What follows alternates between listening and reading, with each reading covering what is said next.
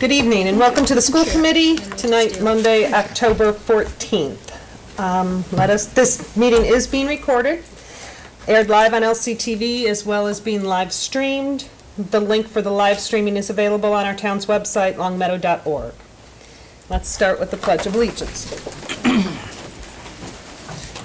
I pledge allegiance to the flag of the United States of America and to the republic for which it stands, one nation, under God, indivisible, with liberty and justice for all. The Long Meadow School Committee maintains educational policies that foster continuous improvement by challenging and supporting all children in a safe and caring learning environment, enabling them to reach their highest potential and to become productive citizens. Through effective communication and positive relationships, the Long Meadow School Committee will make informed decisions in the best interest of the students, the schools, and the Long Meadow community. Beginning with correspondence, is there? There is correspondence. We have a letter from Donald Jarvis at the Lower Pioneer Valley Career and Technical Education Center recognizing the following Long Meadow students: Colleen Gennardo for Culinary Arts, Ashley Matthews for Graphic Communications 1, Ashley Matthews for Integrated Occupational Prep, and Kevin Gonzalez for Integrated Occupational Prep. And we also have a letter from the Select Board asking us to support the effort to acquire a multi-use ladder truck as an upgrade for the fire department. Okay, thank you. Any visitor comments? Okay. Seeing none, any school committee comments? Anyone? I just have a quick something. There is a new math program that's being piloted in some of the elementary schools. I know I found out through my PTO meeting, and then the next day a letter was sent out to elementary parents. I'm not looking to create a stir or anything. I'm just looking for a little bit more communication from the administration, between the school committee and the administration. I know it's not necessary for us to give approval. I know there's a few people on the board that don't have elementary kids or even kids in the district. What are you trying to say? So I'm just, for us to know that it's going on in the district, so we can answer the questions that come to us, I think would be helpful in the future. Since we have the kids are here in the town, our neighbors right next door continually ask questions. It would just be nice to know what's going on. I need to check because I saw a letter that was sent to parents. We have a new program instead of Alert Now in School Messenger, but there was definitely a letter that went out to parents talking about a summer math committee that met. They asked me to come meet with them. They had found Engage New York, a math program that they really thought warranted a look. And so I met with the committee, I met with the principals, and we decided that we would let whoever in the district, in the elementary level, who chose to pilot it, because math still continues to be a struggle for some of our teachers in terms of not embracing investigations at the elementary level.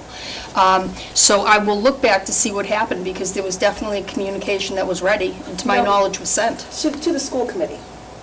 No, this went to the entire community. No, but I'm looking for communication to the school committee, between the administration and the school committee, that's all. Because I got the letter after we got the PTO meeting, but I know that John probably didn't get the letter, Michael probably didn't get the letter. Right, but if you're on School Messenger, you're all on School Messenger. No. And hold on. Then maybe that's what happened. I can answer that. With School Messenger, because I've been meeting with Kevin, School Messenger is a different program that alerts families, that alerts school committee members.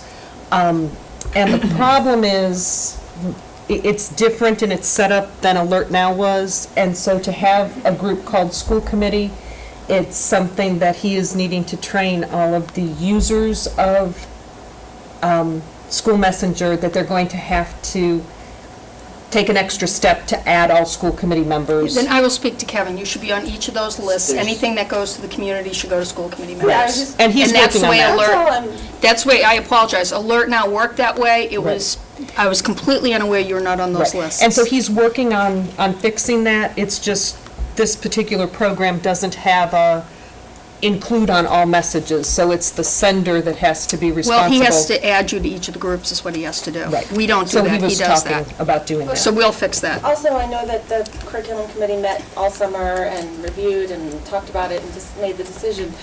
Some sort of just heads up that it was before the public, because the second it hits the public, we hear from them. We get questions, we get all sorts of, I mean, it's just the nature of the small town that we live in, which is completely fine. It's just some sort of heads up communication, especially if it's going on throughout the summer.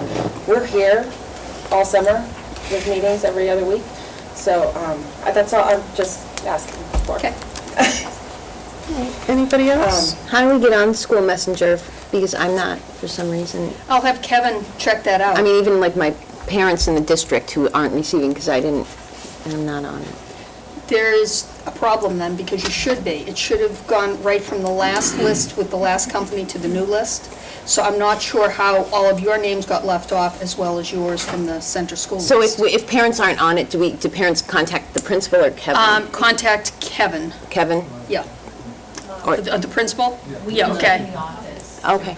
There's probably some information that's lacking in Power School if you're not on the mailing list. But I get Power School emails. It's just weird. I don't know Yeah. what's. All right, Okay, so so contact the principals say and let them know that, and we'll make sure that school committee's added to all the lists. I just Any- want to tell them one thing, not about this, Okay, a did you, different subject, if people are known about it. okay. Change the subject. Marie started a committee about a week and a half ago, a social committee. We're looking at bringing some speakers into the district.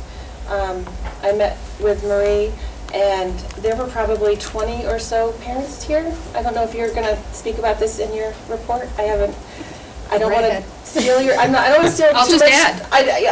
I just want to say how great I think that first meeting was.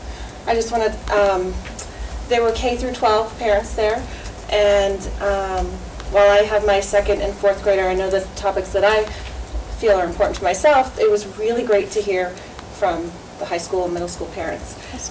The overwhelming message that I heard was about parents looking for more information on stress and anxiety with their kids and technology. And so I know that we've broken into some subgroups, middle school, elementary, and high school, and we're going to come back to Marie with some ideas for hopefully some good seminars that will help some parents in the district for things that they're really interested in, because we're getting the information right from them. And I just wanted to tell you that it was going on, and I thought it was a great thing. Great. Thank you. Shelley's also going to reach out to some students. So Joseph, I don't know if you're interested in representing the high school students. When we come together again, the sub-chairs are going to meet the week before the large group, because the large group's about 27 people. As Kim mentioned, we have about 20 20 parent members, as well as we've invited staff members from every school, so we can hear what they're seeing as the concerns in the school. But for the determination of what programs we might bring, we'd like to have high school and middle school representation just on the feedback committee. We've asked the parents to take charge of the working committees, that they do the work in between, because I can't pull staff that often from class. And so the chairs will report back to Shelley in May. Then we'll go back to the large group at that point. So I'll touch base with you on a date and a time if you're interested. Perfect. Okay, great. Okay. Any other school committee comments? No, I was just going to complain about the fact I wasn't getting the emails. Okay, yes. Yeah, I apologize. We're working on that. I just sent an email. Okay. Especially with no children in the district, right? How else am I supposed to know what's going on? All righty, so moving along, there is no old business, so we will start with your report. I am going to pass on the report tonight because of the length of the meeting. We have Okay. MCAS reports, all the principals here to report as well, so I will put that off till next time. I'm glad that Kim brought up the Special Programs Committee, because I do think that was a huge success. There's great parent interest. I know Kim had suggested that before, and she's absolutely in the mark, huge interest. So we're really looking forward to having programs for each of the grade levels this year. Great. The only report I have is more of a question. Our next not our next meeting, the first meeting in November is currently scheduled for November the 10th, which is in the middle of Veterans Day weekend. It is a professional development day for teachers. My question is, are we going to have people here to have a quorum, or do we need to move the meeting date? So, I might be away. you're gonna be away, Maybe. okay. Liz? John? I don't know if I'm going to be here. Okay. Kim? I should be here. Michelle? Depends on if we have the meeting. Katie? I'm here.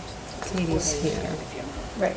All right, so, Because it's kind of The like. legal it's a holiday 40 is the weekend. 11th. Yeah. right, the legal holiday is the 11th. Our meeting is scheduled for the 10th. So, then my question is, do we move it to Wednesday, the 12th? That's good by me. Do we have a scheduled collective bargaining meeting from 2:30 to 5:30? I can tell you in one sec. Yes. We do. Pretty sure we do. The only risk you run is if it goes long. You just tell them we have to leave. Right. From 2:30 to 5:30. All right, then, our first November meeting, since we will have a quorum, would be Wednesday, the 12th at 7. That is not a student, is that a student advisory group presentation? Okay. If it is. All right, so, thank you. So, Can we order dinner after? those of us who are here, we sure can. So Wednesday, the 12th, that's 7. All righty, Joseph. I will also forego my report because of the length of the meeting. I'll just tell everyone that we had a SCAC meeting beforehand, so the committee is brought up to speed on everything we're doing, and we're very excited for our parking vote tonight. Great. Thanks, Joseph. So we'll go right on to the Finance Subcommittee report. The Finance Subcommittee met on October 8th, 2014, and the principal issue we discussed and resolved was the parking fee at Long Meadow High School. Do you have a copy of the resolution? Oh, excuse me, thank you. Here's our motion. Hold on, John. Before we hear John's motion and continue, I need to disclose that I am a parent who has children in the district who could benefit from any changes that we make to parking policy. I think I have to disclose the same. So do I. Just for the audience, when a school committee member has an interest or could possibly have a future interest in a vote they make, they sometimes have to recuse themselves from the vote. But due to the fact that we would not have a quorum to make the vote, legal has advised us that they need to disclose this, but they are still eligible to take the vote in order to make a decision. Thank you for clarifying. Okay, John. Okay, I move on the recommendation of the Finance Subcommittee that the school committee approve the establishment of a Long Meadow High School student parking fee in the amount of $30 effective September 2nd, 2014 for the 2014-2015 school year. This fee will replace the fee already charged to students for parking their cars at Long Meadow High School this school year. And it's a commentary, it's meant to be retroactive, so those who have paid will get a reimbursement. Big win, Joseph. So we have a motion. Do I have a second? I have a second. Any discussion? Does that feel good, Joseph? I will actually. Okay. Has Finance Subcommittee considered any increase in the transportation fee to offset the reduction in revenues associated with reducing the parking fee to $30? That has not been discussed as of right now, because the specific parking fee issue was brought forth as a petition at our last meeting. That's where we're looking for, that's where we were focusing for this meeting. Sure. But that is something that will be reviewed in the future. And also, just so that everybody at home understands, and those here, by labeling it a parking fee, an LHS parking fee means that the funds received can only be spent on parking-related expenses. That would be maintenance of the parking lot, lining, lighting, security, and any of those fees. Buying the tags for cars, these funds cannot be used for anything else other than parking-specific expenses. So that just needs to be made very clear. Any other discussion, or can we go to a vote? All right, so we have a motion and a second. All those in favor of reducing the parking fee to $30 retroactively? Aye. All those in favor?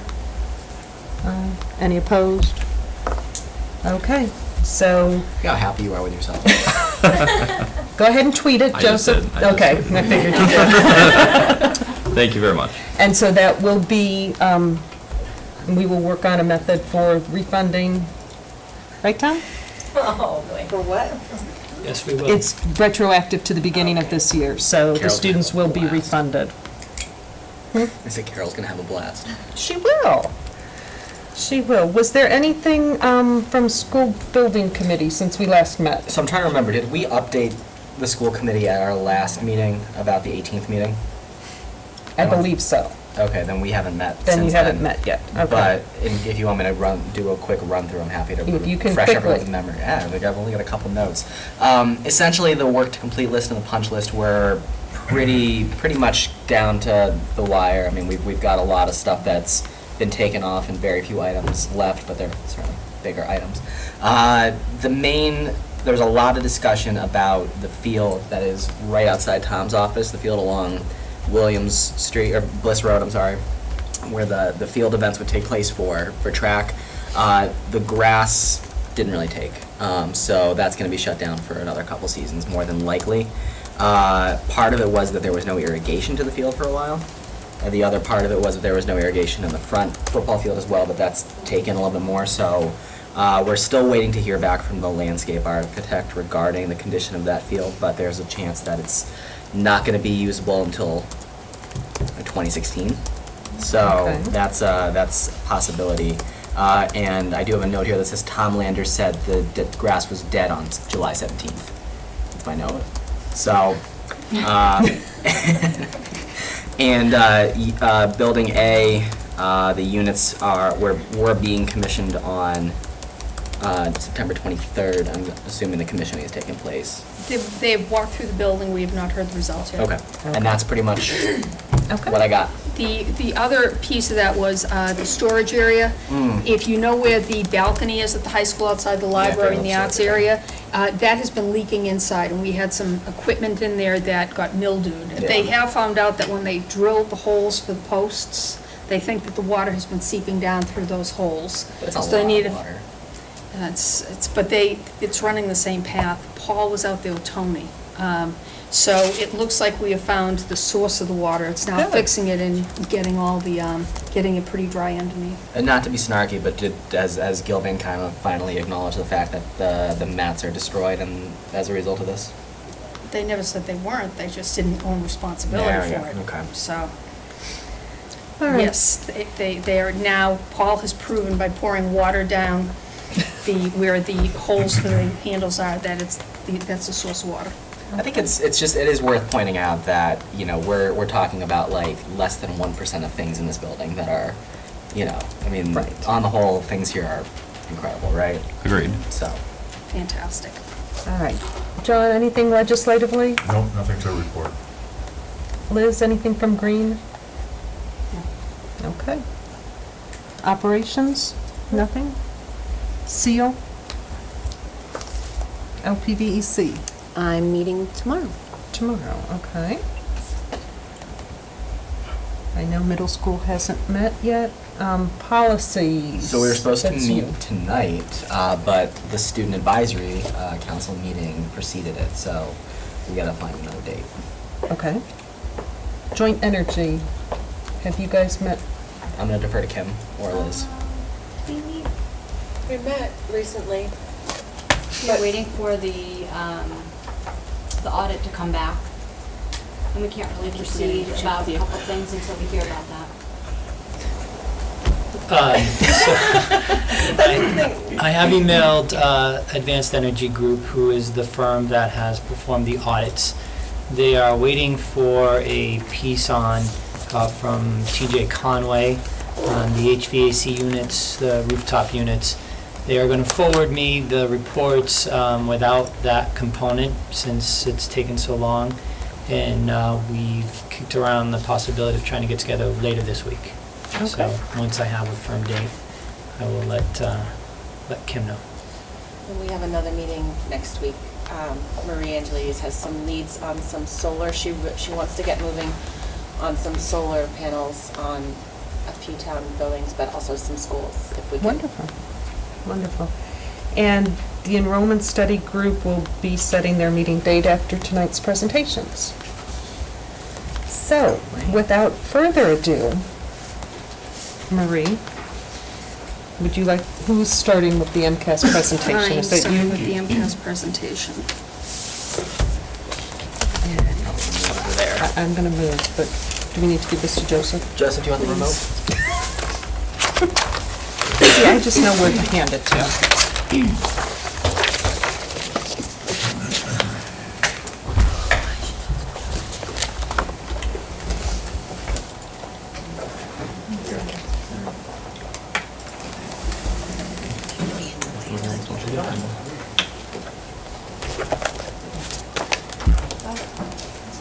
Okay, I'll open. All right, just like to make a few overarching comments before we begin. There was that Boston accent that came out. The education of every child in Longmeadow is our utmost priority as we strive to keep our eyes on the child. Our mission is to prepare students to be college-bound and successful in the workforce, preparing them with a plethora of skills needed for success. Total development of children include literacy skills, math fundamentals, STEM knowledge, a love of the arts, understanding of cultural differences, problem-solving skills, community service, communication with collaboration skills, interpersonal skills, confidence, resiliency, and healthy living habits. It is it's a tall order, and it takes a myriad of demands that teachers face every day. How do we know that our students are succeeding and that they are ready for the workforce? We track college entrance, career choices, and hear about the many successes of our past students. Tonight, Tom Landers will share how students do on the MCAS and ACT test, as well as the MCAS, showing the end result of our efforts. Huge percentages of our students, graduates, go on to college and four-year and two-year colleges for higher education. Our district does excel in educating our students. Tonight, the Assistant Superintendent, Sue Bertrand, and our principals will be reporting on recent MCAS scores. And the data will provide a wide range of insights on student achievement based on what the test addresses: literacy, math, and science and technology skills. Each year, we analyze the data, make adjustments, focus on key areas, and realign curriculum. We continue to do this work, but the MCAS is only one thermometer of student success, particularly at the elementary level. Developmental issues play a key role in the success of students, and it is equally important for us to focus on how students are doing as total human beings, emotionally and socially, as well as academically. The MCAS time of year always makes us reflect on our direction as a district, and we always struggle to keep a balance between teaching to the test and promoting higher level thinking. The MCAS reports on basic skills necessary as a foundation on which students must build, but it does not reflect on our students' problem-solving abilities, creativity, ethics, or leadership skills, which are also needed for success. And we need to be careful to keep this total educational picture in mind. Every child does not follow the same path to get to college and career readiness, and we want to encourage teachers to continue to be creative in planning lessons and units where they find what works best for children in their classes. There needs to be a focus on the standards, as expectations for what students need to know and do at every level should be the same. We want teachers to engage in project-based learning, in hands-on lessons, as well as reinforcing skills necessary to excel on the MCAS. But we must keep a critical balance and not let the test drive us to the point where all we do is teach to the test. I said to Janet Robinson a few weeks ago, if you would like us to have #1 schools on elementary MCAS, we can do that, but we would be teaching to the test every day, and that is not the direction we want to take. With that said, and acknowledging that students learn differently, children at particular grades will be taught the same concepts and standards that have been set. What will be different from classroom to classroom and from building to building are the methods that individual teachers use to get to that endpoint. This does not mean that any one way is better than another. It's just that they may look different. Longmeadow has a strong history of valuing excellence in education, and tonight's MCAS scores will show you that the end result is highly impressive. But we will not rest on our laurels, and we will continue to make adjustments in our teaching and curriculum to challenge all of our students, reach all learners, and assure students that they will receive the total education necessary to not only prepare them for college and career readiness, but to assure that they are thoughtful, moral leaders who are creative, collaborative problem solvers, able to face any challenge presented to them in life. And at this point, I pass it off to Susan Bertrand for the details of the MCAS. That will be followed by individual principal presentations on what's happening specifically in their buildings, as well as what they see happening in the upcoming year. Okay, thank you. Good evening. Just a little reminder that the MCAS isn't the end-all be-all. This is a picture of students on a field trip to Skinner Mountain, doing some observation out in the field. I think those are Glenbrook students. I totally pirated it off the website, so. I want to start with some things to celebrate. We have many, and our principals will go into that in greater detail at the school level, but we exceeded all goals related to our strategic plan in MCAS in 2014.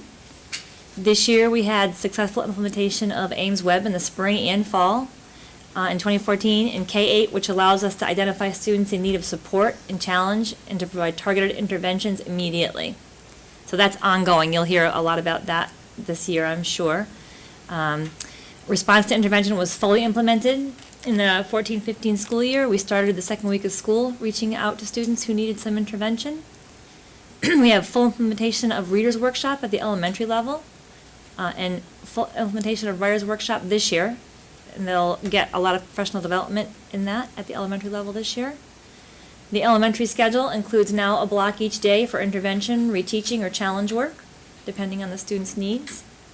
And something really exciting that we're all just kind of becoming familiar with are electronic readers. We were able to purchase 6 different e-reading packets, and they just got rolled out last week and the week before, so that's a really great tool for students and teachers to use for all kinds of things. So how do we measure MCAS results? And I'm going to give a district-wide view, and then we can drill down the details when the principals come up. This is some artwork from Blueberry Hill students, and the art teacher is Leslie Pachulis. One way to measure MCAS scores is the student growth percentile, and that's a measure that compares changes in student score compared to changes in scores of students with similar scores across the state in prior years. So you're comparing apples to apples in this way, or that's at least the state's take on it. So if there's any particular year where a test is far more challenging, the students are going to score similarly. It is possible to have a high achievement score and a low growth score.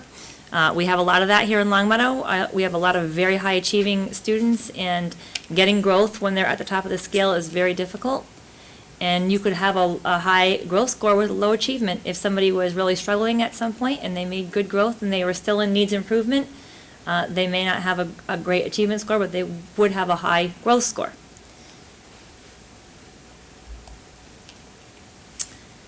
We also look at something called Composite Performance Index. And this is an index of 100 points that combines the scores of students who take the standard MCAS with the scores of students who take the MCAS alternative. And the ALT assessment is an assessment taken by students who cannot take the paper and pencil or on-demand test. They have special needs so significant that they are not able to do that. So it's a combination of scores, and it measures the extent to which students are progressing toward proficiency in ELA, math, and science and technology and engineering. And here's a conversion table. So if you're a student and you score between 240 and 280, you get a CPI of 100. If you're a student in taking ALT assessment and you earn a score of progressing, which is very challenging, I think we had a couple of students at the high school who earned scores of progressing, you also get 100 on your CPI, and I'll let you interpret the rest of that scale, but those are how we get CPI scores. So if you see those on your students' MCAS scores at home, that's what those are. And then probably the most difficult score to figure out is the PPI, or the Progress and Performance Index. It's a measure of progress towards a group's gap narrowing goals. So there's an annual PPI, which looks at the past 2 years' progress, and a cumulative PPI that looks at the last 4 years. So it's called a trend PPI. The PPI is informed by several factors, including CPI, SGP, dropout rate, which we don't have to worry about here, graduation rate, which you don't have to worry about here. You can get extra credit in your CPI or your PPI score for reducing students in warning or increasing students in advanced by 10%. And if you can get extra credit for re-engaging dropouts. And again, thank goodness isn't a challenge that we have here.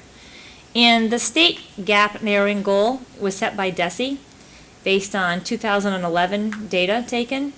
And basically they want all districts to cut their gap in half by the 16-17 school year. And Massachusetts picked this particular goal and to replace the Nickleby goal of 100% students proficient by the 13-14 school year, which I think everyone found out wasn't quite a possibility. So schools and districts receive accountability levels based on their PPI, which is based on CPI. So a level 1 school is meeting the PPI gap narrowing goals. A level 2 school is not meeting PPI gap narrowing goals for the aggregate or a high needs student group. High needs groups of students are students who are ELL, who have been released from ELL, who may be special needs, or Title I or low income. So you also can be level 2 if you have less than 95% of your students taking MCAS. And we don't have that issue here in Longmeadow either. A level 3 are among the lowest performing 20% of schools or subgroups, or less than 90% MCAS participation. And a level 4 school is among the lowest achieving and least improving schools, and we don't even want to talk about a level 5. So, just so for your information, here are the state levels. There's 1 district at level 5, 73 at level 1, and the majority of us are level 2 at 233, or 53%. A lot of those level 1 schools are 1 school districts. So they have 1 school in the district.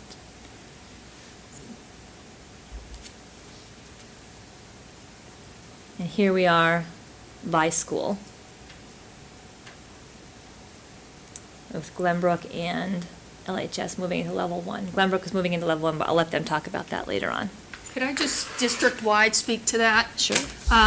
This is sometimes is concerning to some people, and it shouldn't be. I think that school committee knows and the principals know that one of our district efforts is to bring more students back to district from out-of-district placements. And while we've saved the district $500,000, we've built internal programs, but therefore we're going to see a drop in our high-needs population scores, and this is reflected in the MCAS scores that you'll see from each of the schools. Several of our schools, and I'll highlight Williams, were not level 1, but level 2. Williams missed by 1 point, and it was the high-needs population that did not meet that 75% bar. So when the principals do talk about this, please keep in mind that our attempts to bring home our special needs students has impacted some of the schools in not being level 1, and that's okay with us. These kids belong in our home schools. We want them here. They're getting a better education. It's cost-effective. It's the right thing to do for kids, but it does have a ramification on the MCAS and our levels. Thanks. And so we have some strategic plan goals related to MCAS, and this is a picture of a reading workshop library. We were lucky enough to get a lot of books purchased for our elementary classrooms and our middle school classrooms, and this is what one might look like. Okay, our first goal in ELA, according to the strategic plan, was that 75% of regular education students will score proficient or advanced on MCAS by 2014. Cut and dry goal. 92% of our students district-wide overall scored proficient or advanced, or regular ed students. ELA again, the percentage of special education students scoring proficient or advanced will outperform the state average by 25% in 2014. The important word there is outperform.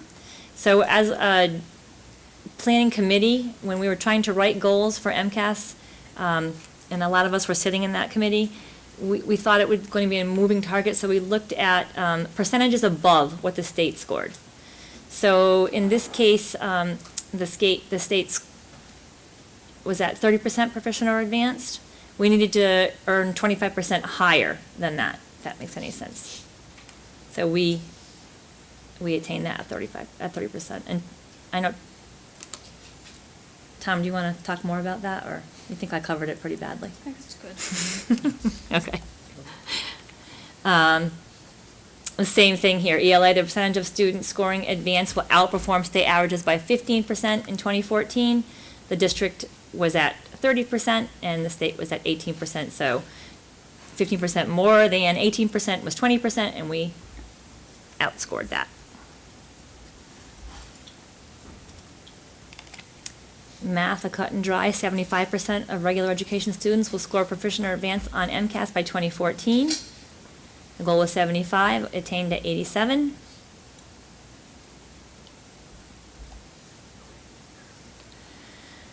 In math, again, the percentage of special education students scoring proficient or advanced will outperform the state average by 25% in 2014. The goal would have been 29%, and we attained it at 34%.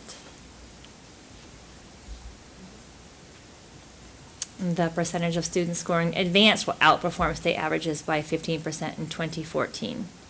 So the goal would have been 32%, and we performed at 40% there. Bless you. Science and technology engineering, 65% of regular education students will score proficient or advanced on MCAS by 2014. The goal was 65, we attained it at 82. The percentage of special education students scoring proficient or advanced will outperform the state average by 25% in 2014.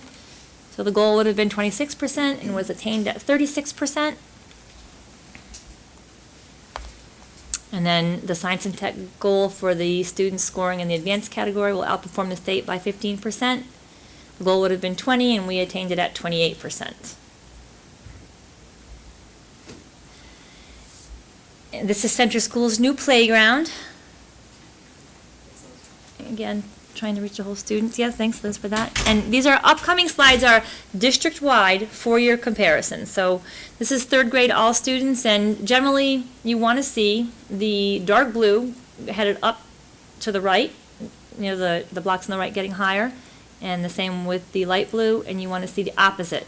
So you kind of want to see a triangle effect there. We want pink to go down and blue to go up. Dark blue's the advanced. Yeah, dark blue is advanced. Light blue is proficient.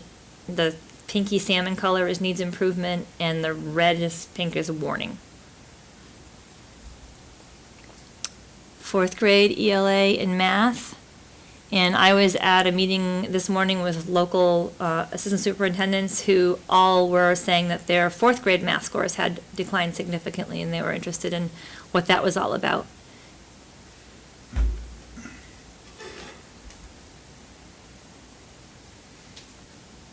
Fifth grade ELA, all students. And the majority being proficient. Fifth grade science and technology engineering. Pretty stable in the advanced category, declining in proficient. Increasing in needs improvement, so an area to focus on. Sixth grade all students for ELA and math.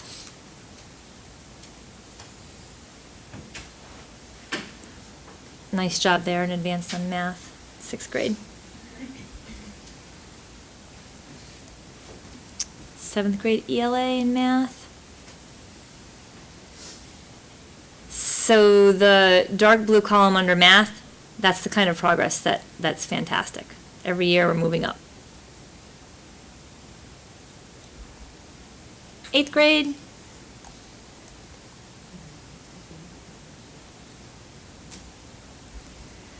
And then finally 10th grade, and look at the mathematics scores in 10th grade for the advanced category, as well as ELA.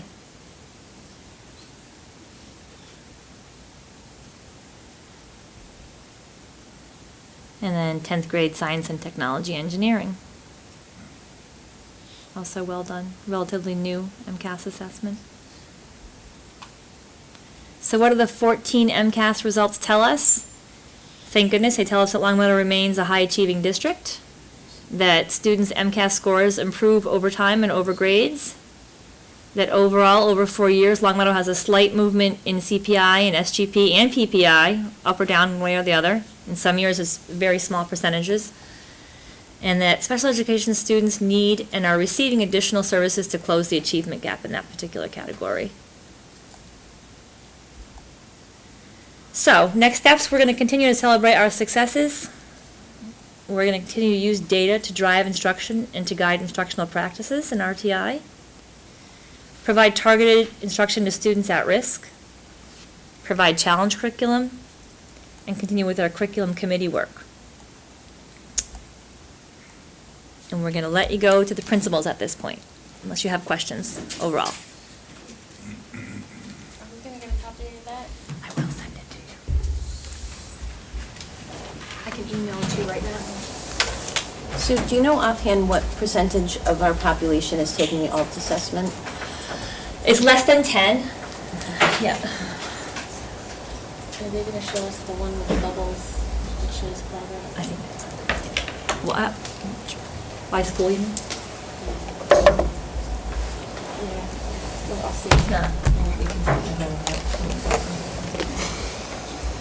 Kim, I just sent it to you.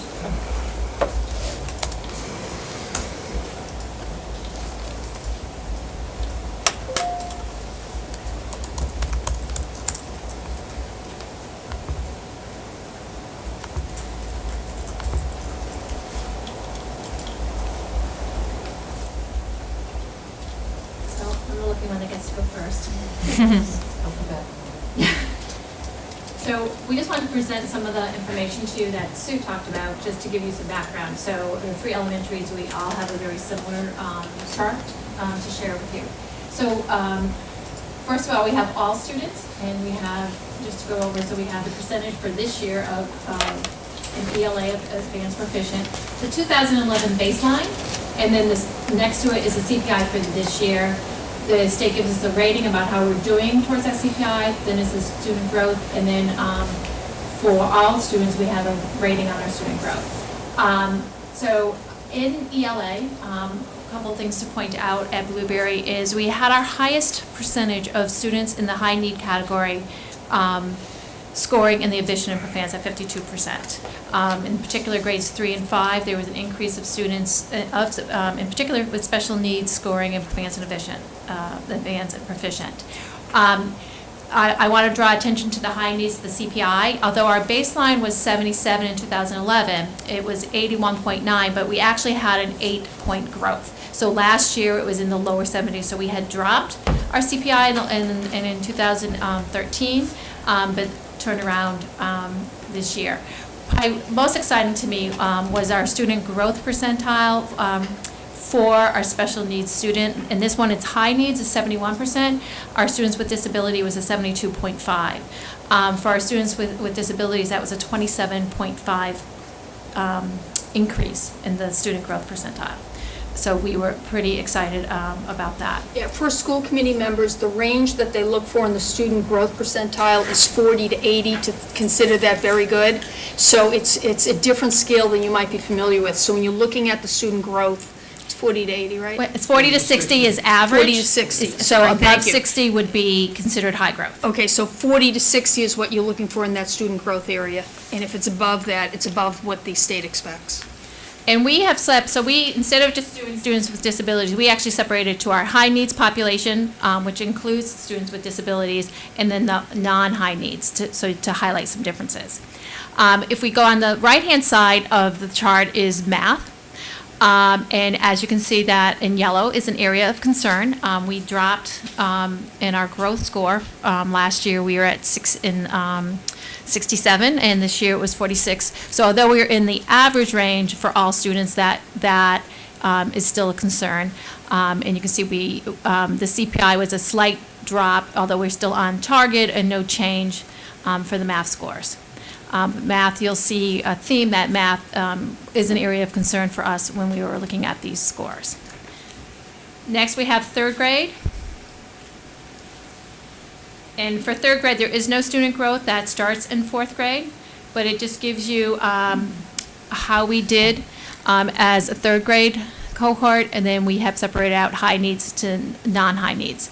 Just to give you an idea of the high needs in special ed population in that class, in that particular cohort that are now fourth graders, 28% of those students are students with disabilities, 34% of that class are students with high needs.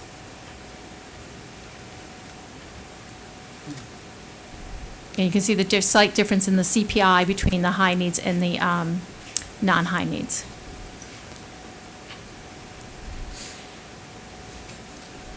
Fourth grade, I highlighted that our students with high needs is not performing and achieving proficient and advanced as well as we would like. So that is an area of concern. I would say our overall growth, again, although it's in the average range, we would like to see it better. In the fourth grade, the percent, I don't have it right in front of me, but it's at I will go over the percent of students with disabilities and students with high needs. I have it on my written part below. And then fifth grade, I want to highlight fifth grade. If you look at the first column, that is the percent of students scoring in advanced and proficient. We were very pleased to see an 89% of all students, but even if you look at the high needs students, 70% of them scored in proficient and advanced in ELA. And again, the growth was there for all students, but in particular, our students with high needs. Math, we did take a drop in math in the percentage of students with proficient and advanced, and as with our growth. When I look at, kind of dig down deep, there you can't see a lot of places where we might have been a little bit different, but we did take compared to the previous year. We actually went reverse. Those numbers were pretty much reversed in ELA and math for last year, and this year they were that way. So, and then here is our science. And we only have a baseline overall CPI, which is 95.2, and then the CPI for this year as far as the other students.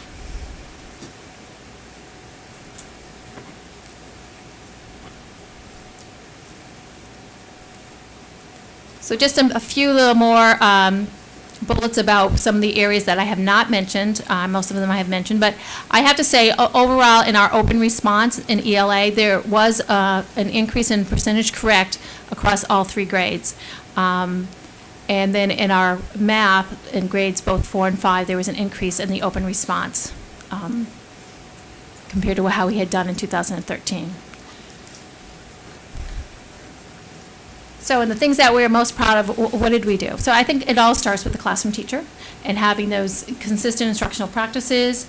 I think the teachers work really diligently and work together to try to provide, with our Reader's Workshop model, moving into the Writer's Workshop model, that core curriculum is very strong.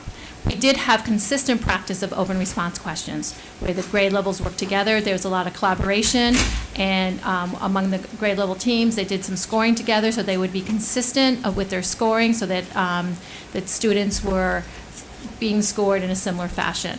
We also started 2 years ago collecting some of our own students' exemplars to show the students so that they could see some real student work that would help them in their own writing. Our balanced literacy approach that we've been working on for this last couple of years, having students being instructed at their instructional level in reading, and there was an increase in independent reading across all grades and all subgroups. So, what areas are challenging? Again, we look at math. I think you'll see that is a pretty consistent theme across the elementary schools. that there is a gap between our high needs students and our non-high needs students, and then that the student growth percentile was below target for all students. So some of what what are you putting into place to increase achievement are not just about math, it's about things in general as well. So we did add an additional resource room teacher to reduce caseloads in the elementary schools to help us work with our special needs students. We created a schedule with a win block. We did increase the literacy coach to full-time at every building. We are aligning the Common Core standards. Yes, we mentioned piloting Engage New York and looking at the standards and what we're using for math. For our special needs students, we have purchased, thanks to the Pupil Services Department, BMath program, which is a program designed with students who are struggling in math. One of the things that the teachers who are using it is they love it. They have a pre and a post test, so in the pre-test they really can target what the students don't understand. As you know, we are reconvening the math committee to review our math curriculum.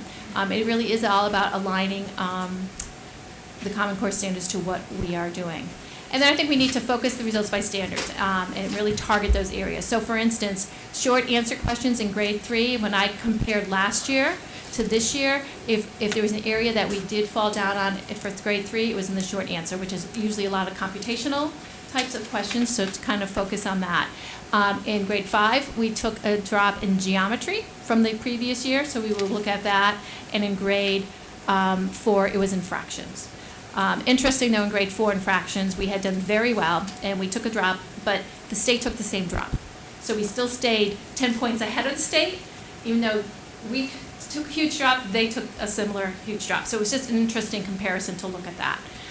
Just to give you some additional information, just about the student growth percentiles, that you can just see, we just thought we'd show you the trends in ELA. So in ELA, we've had pretty much a steady increase in the student growth.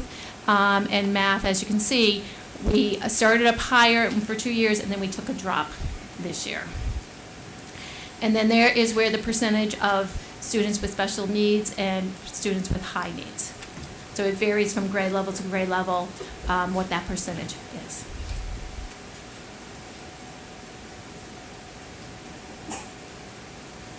Questions, or we can go through? We'll do questions of school at a time. Okay. Any questions for Marie? Okay, thank you. Donna?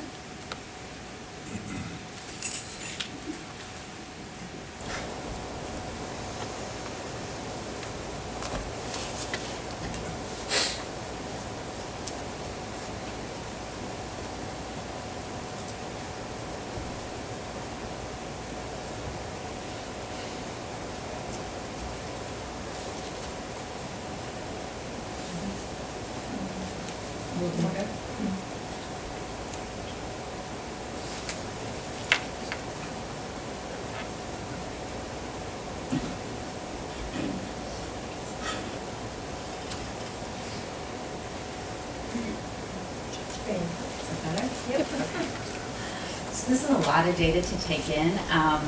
The more you drill down into the data, I think the more useful information we get as educators. So first of all, the overall for all the students at Center School, what you're going to see is when we're talking, Sue was talking about reducing the proficiency gap. And you're going to see that at Center School in ELA, we feel that we are moving towards reducing that proficiency gap, but in math, we have a ways to go. And each cohort, each grade level is very unique. And I think when you look at the cohorts, you'll see what I'm talking about. So overall, all of our students, 74%, were advanced or proficient. And you see if you move down to the non-high needs, it moves to 85%. Our baseline data is here for you. CPI was 89.4, high needs 72. If you look at non-high needs, 94.9. What was a really nice growth, we're still below our target, but we did improve for all our students. And also the student growth for our high needs in ELA took a 20-point increase, which was really nice in ELA. And I'll talk a little bit about what we attribute that to when I get through this data. Math, We've got 70% of all our students advanced or proficient, high needs 36%. I've highlighted in yellow, again, our concerns with reducing that proficiency gap. Non-high needs 80%. And then you see our below target. The student growth is very much a concern for us. All students 37, high needs 25. If you look at non-high needs, you have a 40 student growth, which is still on the lower end of the average growth, but still we want that to be higher. And we were below target for that rating. So if we look at the cohorts, this is what gets very interesting at Center School. All the stars aligned for our third grade cohort. You can see in ELA, 88% of the students were advanced or proficient. Non-high needs was 93% advanced or proficient. These are the scores you'd like to see with every cohort. The CPI for the third grade cohort was 96.6, and their non-high needs was 98.3. If you look over at math, 98% of the third graders were advanced or proficient, and 100% non-high needs advanced or proficient with a CPI of 99. So again, everything came together for that third grade group. And I do want to point out, and I will talk about what we attribute that to. We attribute that not only to the third grade, but to kindergarten, first, and second grade as well, because it's a team effort. And not only our regular ed teachers, but our special ed educators as well. And then we move to our fourth grade cohort, which gets even more interesting. And this cohort took an incredible decrease. They went from, in math, 80% last year in third grade was advanced or proficient, and they went to 50% advanced or proficient this year. And again, I'm looking at the math right now. High needs, 16%, and if you take out the high needs, 58%. This is an anomaly to us. We're trying to really drill into the data. I'll show you some of the work we've already done to try to figure that out. To see if this is truly an indication of the math proficiency of this cohort. That's the question we need to answer. Was it, again, an anomaly, or do we have some deficiencies with this class? And we already have some answers, and I'll share those with you. And you can see that growth score, 36 again, and 40. Our fifth grade cohort, I find this startling when you're thinking about reducing the proficiency gap. 74% advanced or proficient, but then if you take out the high needs, 92%. We do have some unique programs. We had some unique programs at Center School last year, and we did a really wonderful job meeting those students' needs for the special ed program. So if you look at the CPI, 87.7, and it goes up to 96.2 for non-high needs. And that's solid growth in ELA, 60, 59.5, and 66. Again, we move to math, and I'm going to go all the way over to the growth, because I'm pointing out, I'm not celebrating here, I'm pointing out what our challenges are. You see the fifth grade cohort with 37, with the high needs 20.5, and then non-high needs 50, a solid 50 for growth. So we're taking a really hard look at our high needs groups at Center. Here's our science. This is so small, but I promise I won't read every single thing, I'll just talk you through it. The science, I'll just let you take in that data. The baseline CPI was 91.8. All of our students, 84.8. High needs, 63.6, and non-high needs, 96.8, which is a nice solid CPI for science with the fifth grade cohort. So what areas were strengths for Center School, and to what do we attribute positive results? Obviously, our third grade cohort, with that data I shared, there was a tremendous amount of collaboration between the classroom teachers and the math specialists, Colleen Cummings. Last year, they met for every math unit, and they worked to align the curriculum to the Common Core standards. And that also included decision-making around best resources to use. So they they decided when they got to a standard, a particular standard, are we going to use an investigations lesson? Are we going to use Scott Forsman? Are we going to use some other resources? So they did a lot of really heavy lifting in that area, and it really showed some really strong results in math. I'm also attributing it to the K-3 Tier 1 instruction. As I said before, kudos to all of our teachers that hold up the third grade for those really positive results. The balanced literacy approach, there was a tremendous increase in independent reading, not only among our regular education students, but we feel for our high-need students, we really built their stamina for sticking with the reading and reading more complex texts, and we attribute that to the really strong effort from the third grade group. This is interesting too. The targeted students in third grade received a double math. The math specialist, Colleen, was able to put a WIN model in place before we put a WIN model in place. So what that means is they actually had 2 blocks of math 3 to 4 times a week. So I'm hopeful with our WIN block in place that this is going to make a difference for all of our students, because what happens is oftentimes the intervention, the students have to leave during the math block and they miss that core instruction, and they might get their instruction in lieu of the core one, the tier 1 instruction. That did not happen with third grade last year. She was able to fit it in where they had 2 blocks. So I think that's really important when you look at the results for that class. And they also integrated the practice questions into the curriculum throughout the year using exemplars. They started that in October, and it was because they were disappointed with the 80% of from the year before, so they wanted to work a little harder, and they were a little competitive, so they did build that into the practice, and I think that made a difference for that particular group. We're celebrating that we're on target or improved our ELA achievement among all the groups at all grade levels, and that was measured by CPI and student growth. Again, the balanced literacy approach. The students are reading now at their appropriate instructional level, which we've talked about before, and that's really important to their reading growth.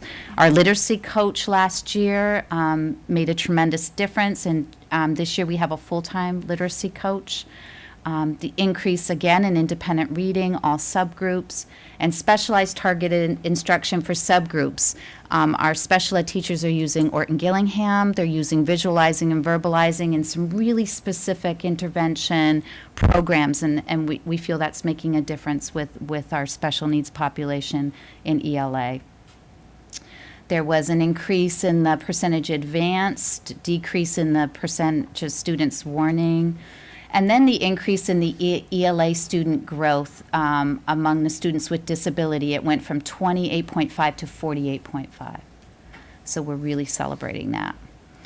Open response, we had an increase in the third grade from 48% to 61%, fourth grade 44% to 50%, and that's measured by the percentage, the school percentage correct. I'm going to keep saying balanced literacy approach, that we attribute that to. There's also increase in writing across the curriculum, including the reader's notebook, consistency among the teachers in scoring the prompts and using exemplars when they're modeling for their students.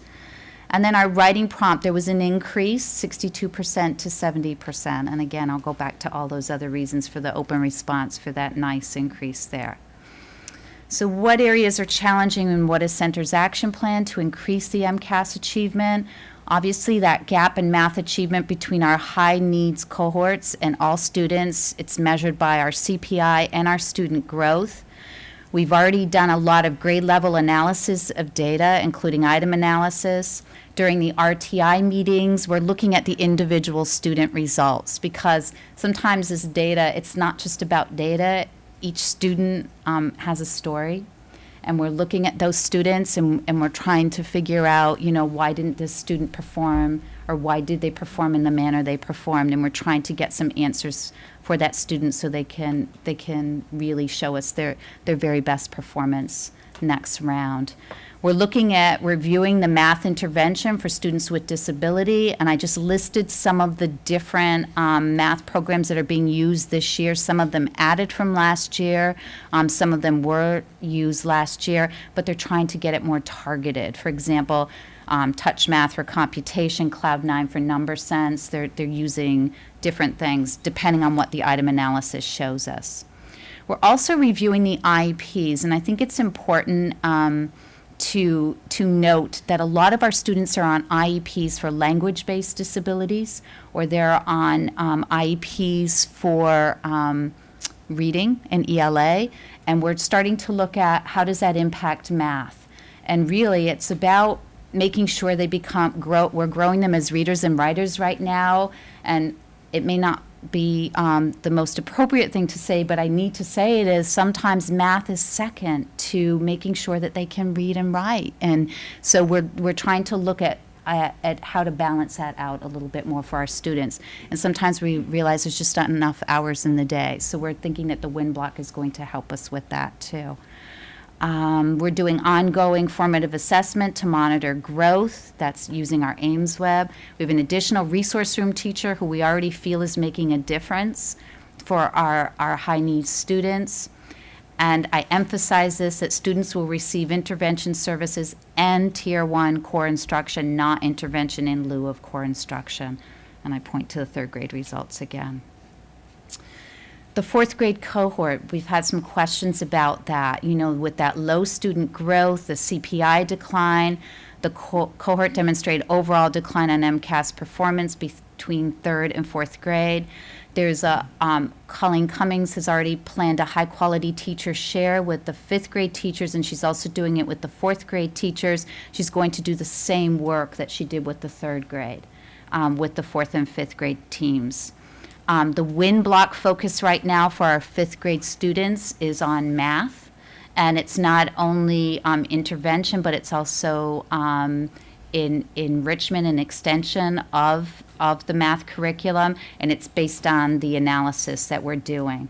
And we're also analyzing multiple measures of math achievement, because again, we need to answer that question. We need to answer the question, is it true that 50% are in needs of improvement or not performing up to standard? What do other measures of math achievement show us? Right now we're seeing a little bit of difference from our local assessments and what the MCAS showed us, but we're still drilling into that data a little bit. We have the math curriculum review cycle that Marie talked about. We're hoping for some really important questions and decisions to be made during that time. And here's some additional information. Don't you love this visual?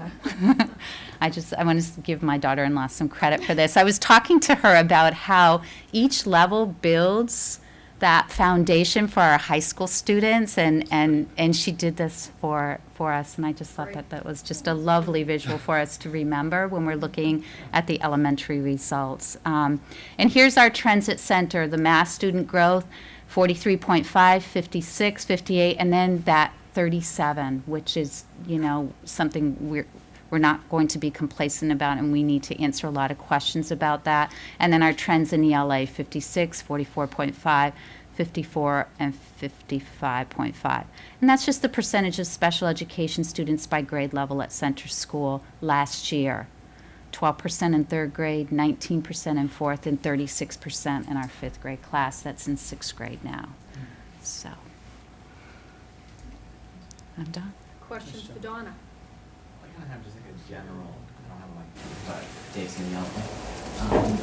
I just have like a general sort of question about, again, and obviously this is all very encouraging, especially the third grade that we just saw. But it seems like year over year, we come back to the same question of what's going on in fourth grade math. And I think that's been the central question that I've asked, that I know Katie's asked, and It's Jim- the test. Is the test? It's know, like it the has dirty, been it's like for the, years. that no one actually wants to say that the fourth grade test, it's not, you know, it's not saying don't look at the data, but Right. there's, you know, they bounce back in fifth grade. The test is I not. guess, yeah, I mean, I guess we're just, I mean, and I'm glad to hear like that you're drilling down into it, which I think we've kind of tried to do in the past, and it sounds like we're really doing now, but, you know, I know that the fourth grade test wasn't normed to the rest of the tests, or the other tests weren't normed to it. It's a lot harder.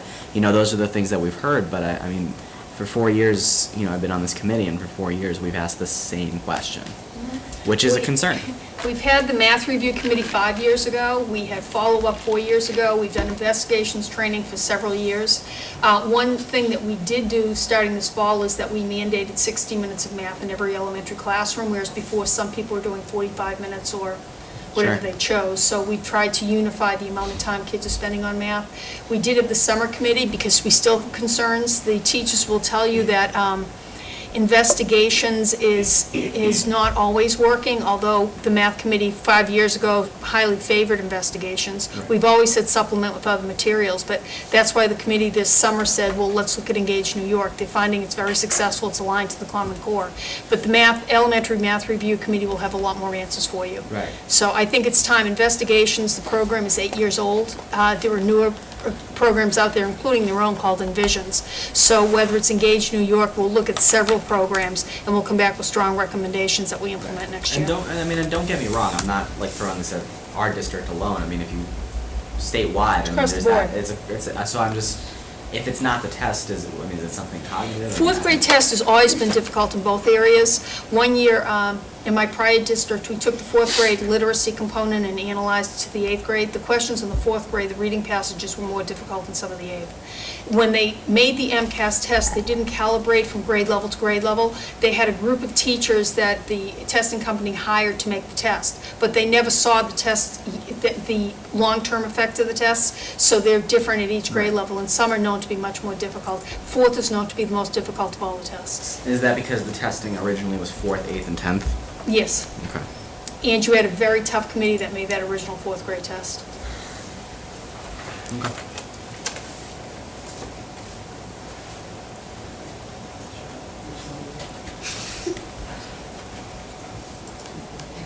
What MCAS out first? Aren't you wondering where those steps to the high school were?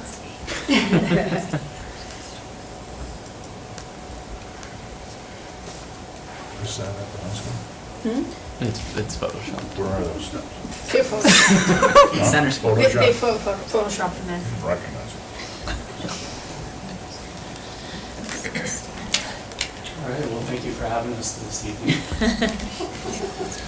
Our pleasure. Microphone's I went with a more colorful graph, maybe. I went with the salmon look for the areas in red. That being said, I think when we look at the data at Wolf Swamp, a couple things come to mind. The first, student growth. Every group fell within or above the 40 to 60 range with respect to the student growth. I think that's something to celebrate. That being said, we certainly we have areas to work on. I look at, in particular, the ELA advanced and proficient numbers. I think we have definitely room to grow, and we're working diligently on that. To review the data globally, last year, and I attribute this to the balanced literacy and to our literacy coach and the hard work the classroom teachers are doing with regards to readers, writers, workshop, word study. We did see an improvement in the high needs area specific to closing the achievement gap. Again, student growth was all within the mid-50s, something to celebrate. With regards to mathematics, we saw a decline in the CPI from last year to this year, and our student growth dropped 9 points from 59 to 50. That being said, still falling within the accepted range. When we look at third grade, so, and I'm sorry, I should have explained a little more about my color coding system here. So I highlighted, obviously, green for the areas that I thought were positive, and yellow, actually, I highlighted the achievement gap. When you look at the high needs compared to the non-high needs, you see some pretty significant gaps. In particular, I looked down at the fifth grade math cohort where we're looking at 19% high needs proficient in advanced compared to 76%, pretty significant. But back to third grade.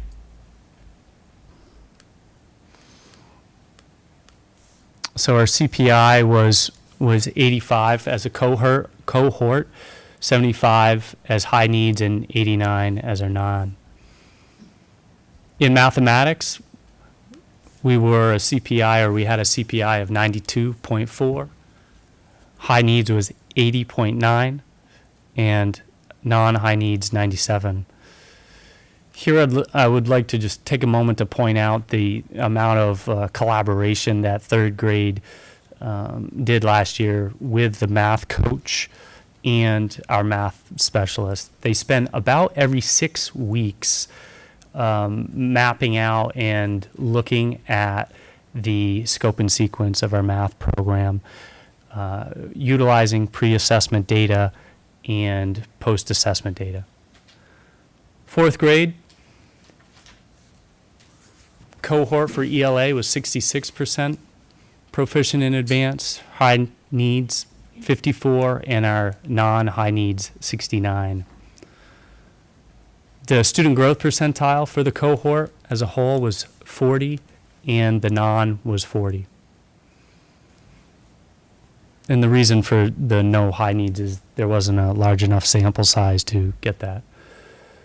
For mathematics, 63% advanced proficient, 38% advanced proficient for the high needs, and then 69% for the non-high needs. We had a good CPI for the cohort itself and for the high need or the non-high needs. And we had exceptional student growth above 60, 61.5 and 62.5.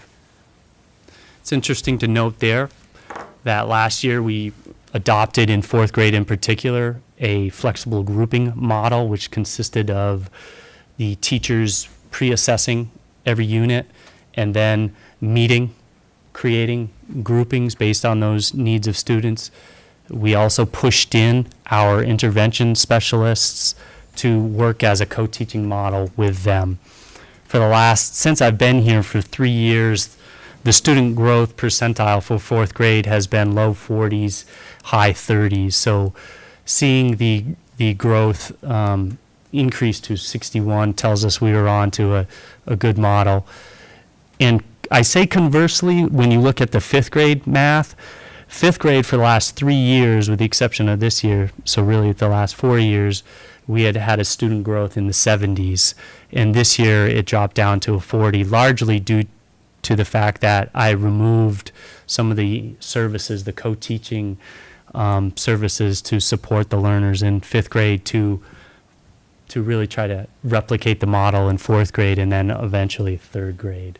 So I took services away is what I'm getting at. And I think it had a direct impact on their student growth percentile in particular. Fifth grade spent, so let me backtrack here. So proficient in advanced, 76. High needs was 31, and non-high needs was 91. We had a student growth of 71 and 72 for those cohorts and subgroups. That had everything to do with the work we did specific to open response last year. As all 3 buildings have recognized now, we spent a lot of time looking at the open response, implementing programs that would specifically target the writing, and as you saw here, the scores were reflective of that.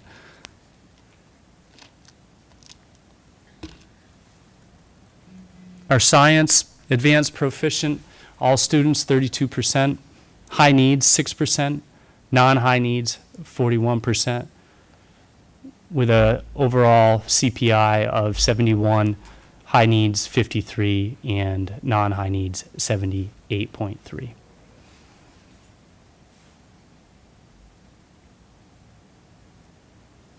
So what were the strengths? I've already gone over the first 5 bullets, just capturing the student growth. The other piece I wanted to talk about was directly connected to our school improvement plan, the open response.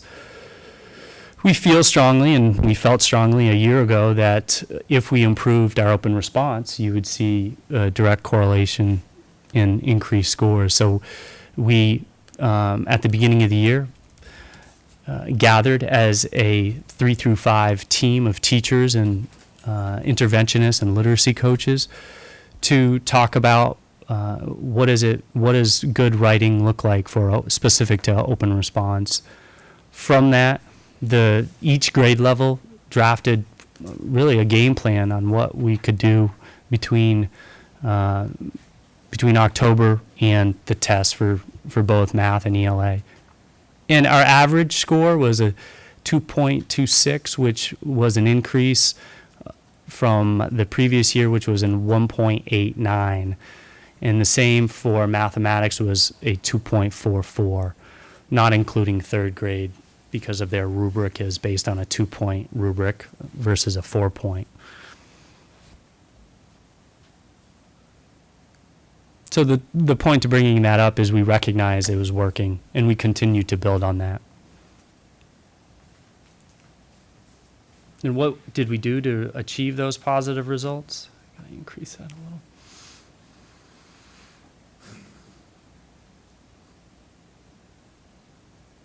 I think both Marie and Donna hit the nail on the head earlier. It's about the collaboration.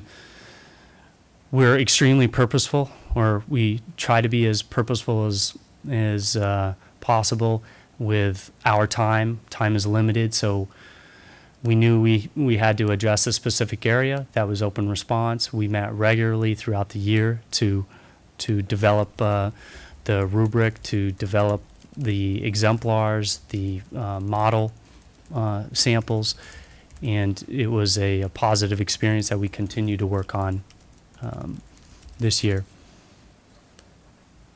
Grade levels, as I have already mentioned, they work closely with the math coach and the specialist to do pacing work, especially with the Common Core. We continue to use common assessments to look at the data. And an important piece to the common assessments is after those assessments, the teams took the time to look at the data to see if it was an effective assessment, to identify students who maybe need a refresher or some remedial work. And then built into the schedule within that math block, teachers worked with those students.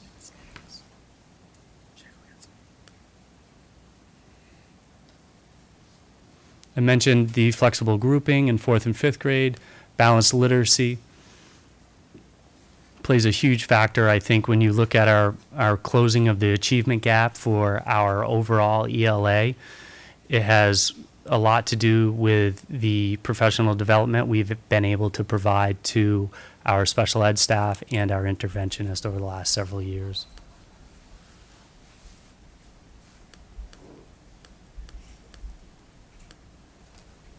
We've talked about the literacy coach and her role in the building, although that is changed this year slightly, slightly being for the better, in that she is really spearheading the RTI rollout specific to Ames Web. So we have her directly connected to the teachers, to myself, when looking at the data for the data of the Ames Web. What areas are challenging? I've already addressed that and hit on that. We continue to work on the closing of the achievement gap in both mathematics and ELA. I think we're constantly striving, and this is where I couldn't be prouder of the staff, striving for ways to maximize their time with the students. It is amazing the work that they do on a daily basis, and trying to support them in that by finding time for them to meet is, I think, a huge challenge for us. But we're working on it. And that's directly connected, the collaboration, to releasing the teachers to do the pacing work.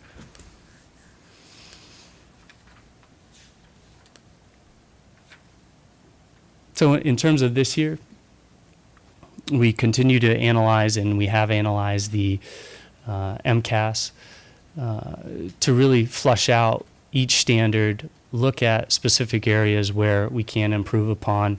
I use the example of the 5th grade geometry, the section in 5th grade on coordinated planes, where we recognize that being an area that we can do better next year. And we are having those conversations during common planning time. We recognize short answer is another area to target. We continue to evolve with regards to the balanced literacy, readers and writers workshop. We're doing a lot of work with using the writer's notebook, doing response to reading, to literature, giving students opportunities to think critically about what they're reading during Reader's Workshop is a huge focus and goal of ours, to really make it purposeful and meaningful. We added a special ed teacher, special education teacher, to our staff to specifically target the special ed population. RTI and progress monitoring is I think completely overhauling the way we look at student learning in terms of progress. So we are looking forward to that and seeing what that yields. I was fortunate enough Wolf Swamp was fortunate enough to see the increase to our adjustment counselor, and from that we have created the Social Emotional Learning Committee, which is a committee that's specifically looking at our general population and identifying ways in which we can better support our learners so that we know they're coming to school feeling safe, comfortable, and able to achieve at the maximum. Each student who was in needs of improvement or warning is being specifically looked at for intervention. As I mentioned earlier, we're looking specifically at the standards as it pertains to that child. And through that WIN block or the RTI block, we are providing services. And it is important to know it's in addition to the general instruction time. It's not supplanting. And we continue to work on aligning the Common Core. 2 more things, I'm almost done. Implementing the after-school tutoring program will be a new venture for us this year.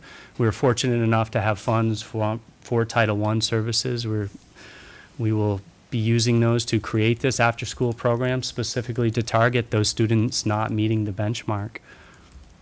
That would be a free service, by the way. Free for the parents, that is, not for us. Math workshop model is another area we're looking to capitalize on the MCAS by spending or by being more efficient with our time during that math block. I think there's things we can do to specifically address the short answer and open response. Lastly, additional information. I think it's a great closing. I should actually, before I go with the student growth, I mixed that up. I would say our special ed numbers are below 3rd grade, 4th grade, and 5th grade. They all seem to hover around that 15 to 20% mark. And in closing, our student growth is trending upwards. Dating back to 2011, when student growth became a factor in this, we have seen an increase, a trend in the right direction for ELA. And math, we consistently fluctuate between the 50 and 60 mark.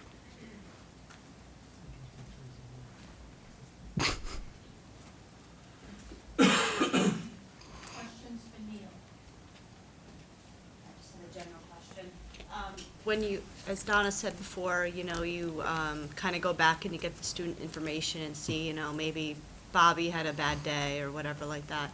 Do you actually see their tests and what they were scribbling on and their work they put into it? No?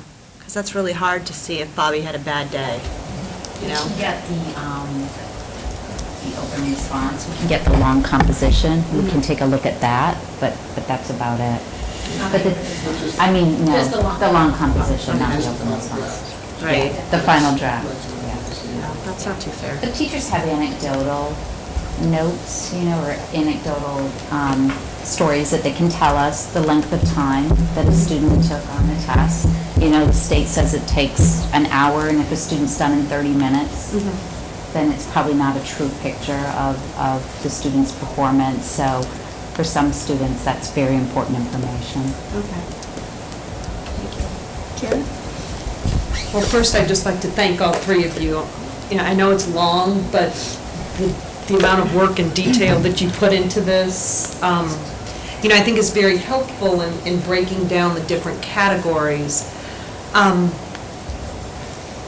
Donna, to your point of having your math resource teacher, you know, really sit with your third grade team, you can definitely see the successes there. And I'm assuming that when you have your meetings and the three of you collaborate amongst elementary, that those are things that you're sharing with each other. And I think we can see across the board that with all of the emphasis that we put over the past few years on ELA and writing, we're seeing those results now. So, you know, and I don't want to say now we need to switch our focus to math. We need to add the focus of math onto that, because I think, you know, we're really coming along the right way. But what was interesting is that, you know, you talk about the math testing being down, and I know Neil and Donna, you both highlighted, I can't remember back to yours, Marie, I'm sorry, but,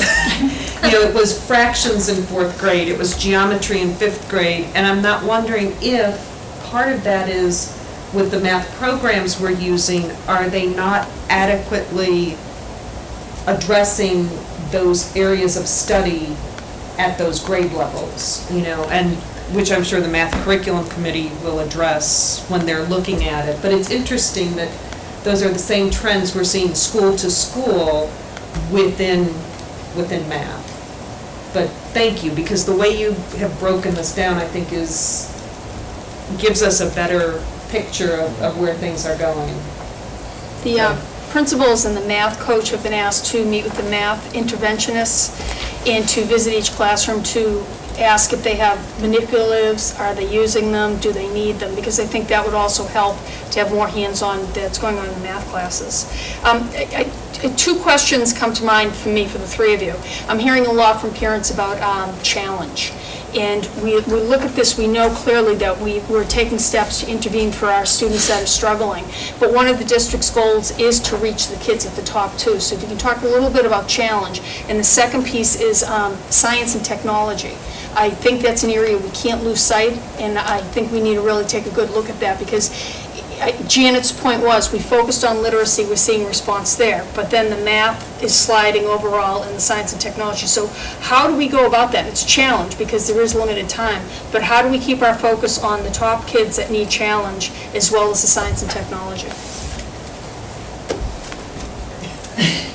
Not to put you on the spot or anything. It's a challenge, and the teachers are trying to work with all those three groups.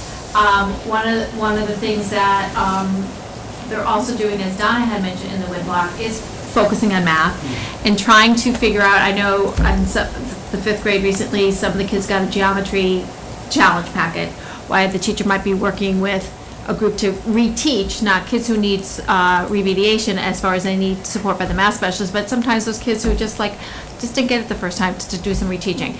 You know, it's a work in progress, but they're trying to work together.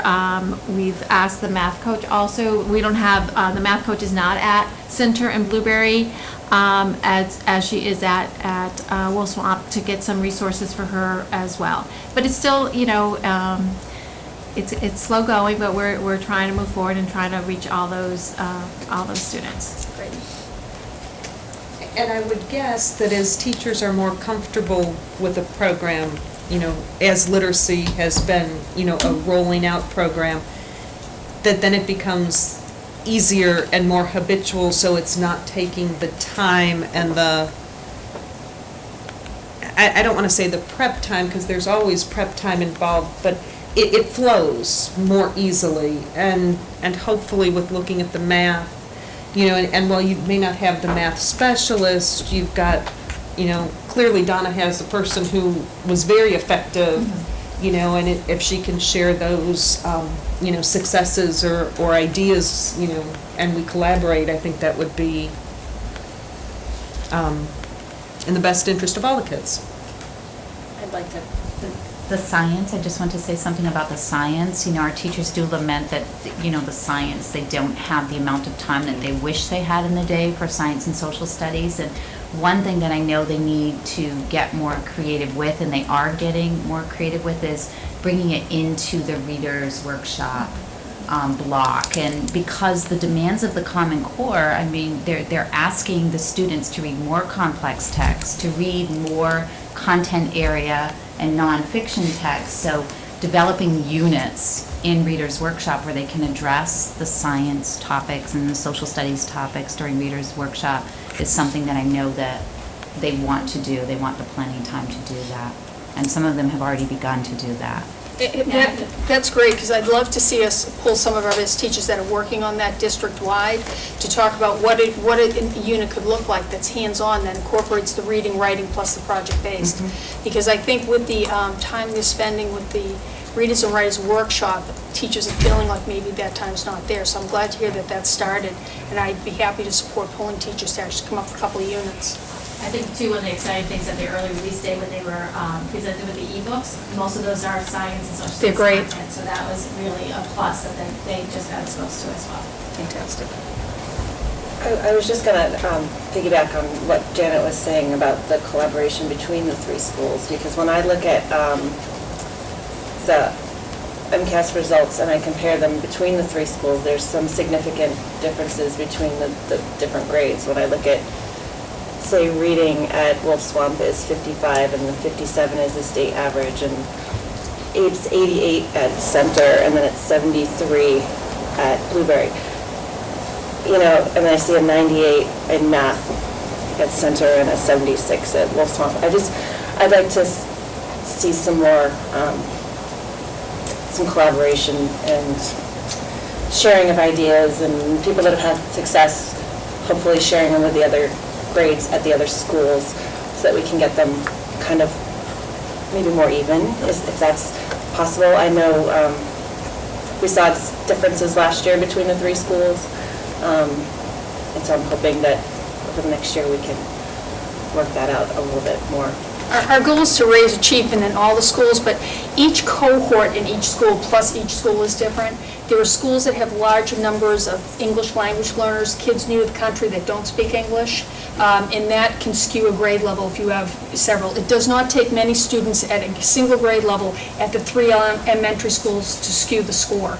Also, you have to look at what special ed programs are in each of the schools, because that also would distort the scores. We're aware of that, which is why we want to pull out. But when we look at our non-disabled students, that's where we should be making those comparisons. And we still do see gaps there, but we are working internally. We have a lot of meetings and committee goings, and our goal would be to get as many kids as we can up into that advanced proficient category.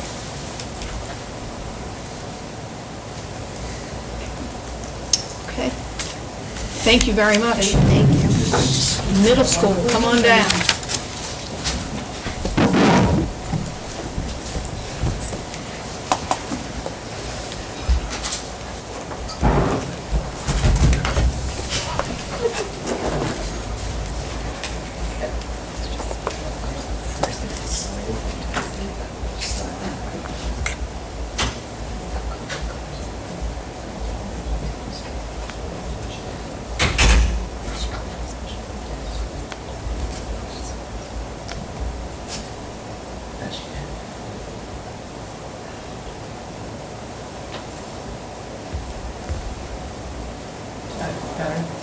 Yes. Course, I'm up close. But I have bad eyes, so that works. Okay, good evening. I did want to just start off by thanking the elementary school for giving our current students their educational foundation, which has prepared them to come to us and what's expected at the middle level. So just wanted to thank you guys for that. Thank you. So what were the areas of strength for Glenbrook, including areas of growth and areas of high achievement? So I'm going to start with ELA. 95% of our students in 7th grade scored proficient or advanced. 93% of our grade 8 students, 88% of our grade 6 students, and overall 92% of our students scored proficient or advanced, which was a 3% increase from last year. 81% of our high needs students in grade 7 were proficient or advanced. 77% of high needs in grade 8, 52% of high needs in grade 6, and overall 71% of our high needs students scored proficient or advanced, which is a 10% improvement from 2013. Our overall student growth was 73% in ELA, which was an 11.5% improvement from 2013. 79% student growth in grade 7, 76.5% student growth in grade 6, and 65.5% student growth in grade 8.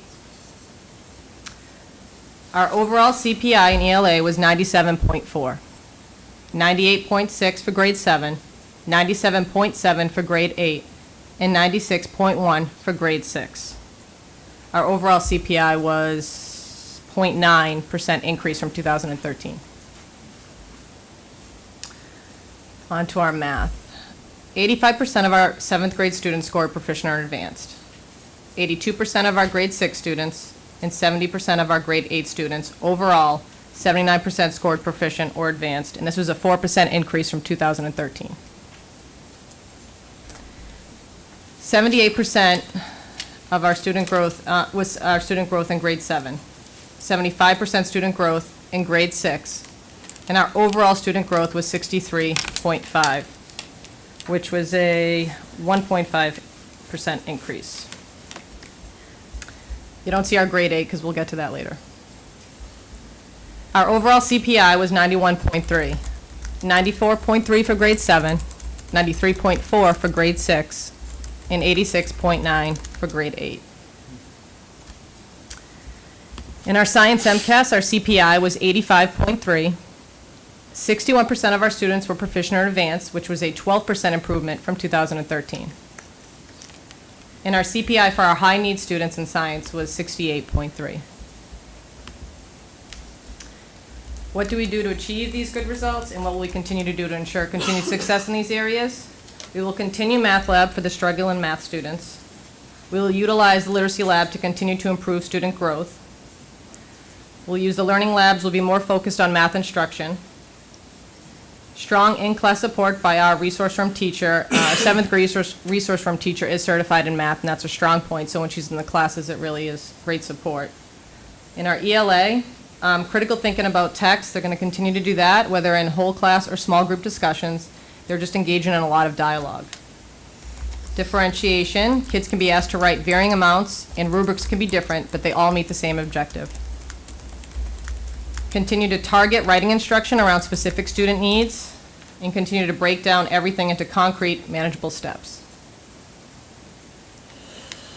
Our areas of challenge this year was our 8th grade math student growth was 38%, which was a 10% decrease from the previous year. This is definitely an area that needs improvement. Our proficient advanced students for grade 6 math MCAS went from 90% in 2013 to 82% in 2014, which was an 8% decrease. We attribute this to making some personnel changes, and we expect to see those scores back up next year. And other things we're putting in place to make gains in those areas, working closely with the math teachers to ensure implementation of best practices of math instruction and continual assessment of student learning. Focus on the results by standards and target our challenge areas. For example, in 8th grade, those areas would be short answer, functions, statistics, and probability. Utilize RTI and progress monitoring through AIMSweb. Increase the number of students who access Math Lab. Increase the math interventions in instruction in learning labs. And increase the before and after school support. This chart will show the student groups, what our baseline CPI was in 2011, what our target was this year, and our rating. So our ELA for all students was 97.4 for a baseline, target was 98.1, and our rating was above target. Our ELA high needs, baseline 89.9, target 92.4, and we were on target. ELA for students with disabilities is 88.2 for baseline, 91.2 for target, and we were on target.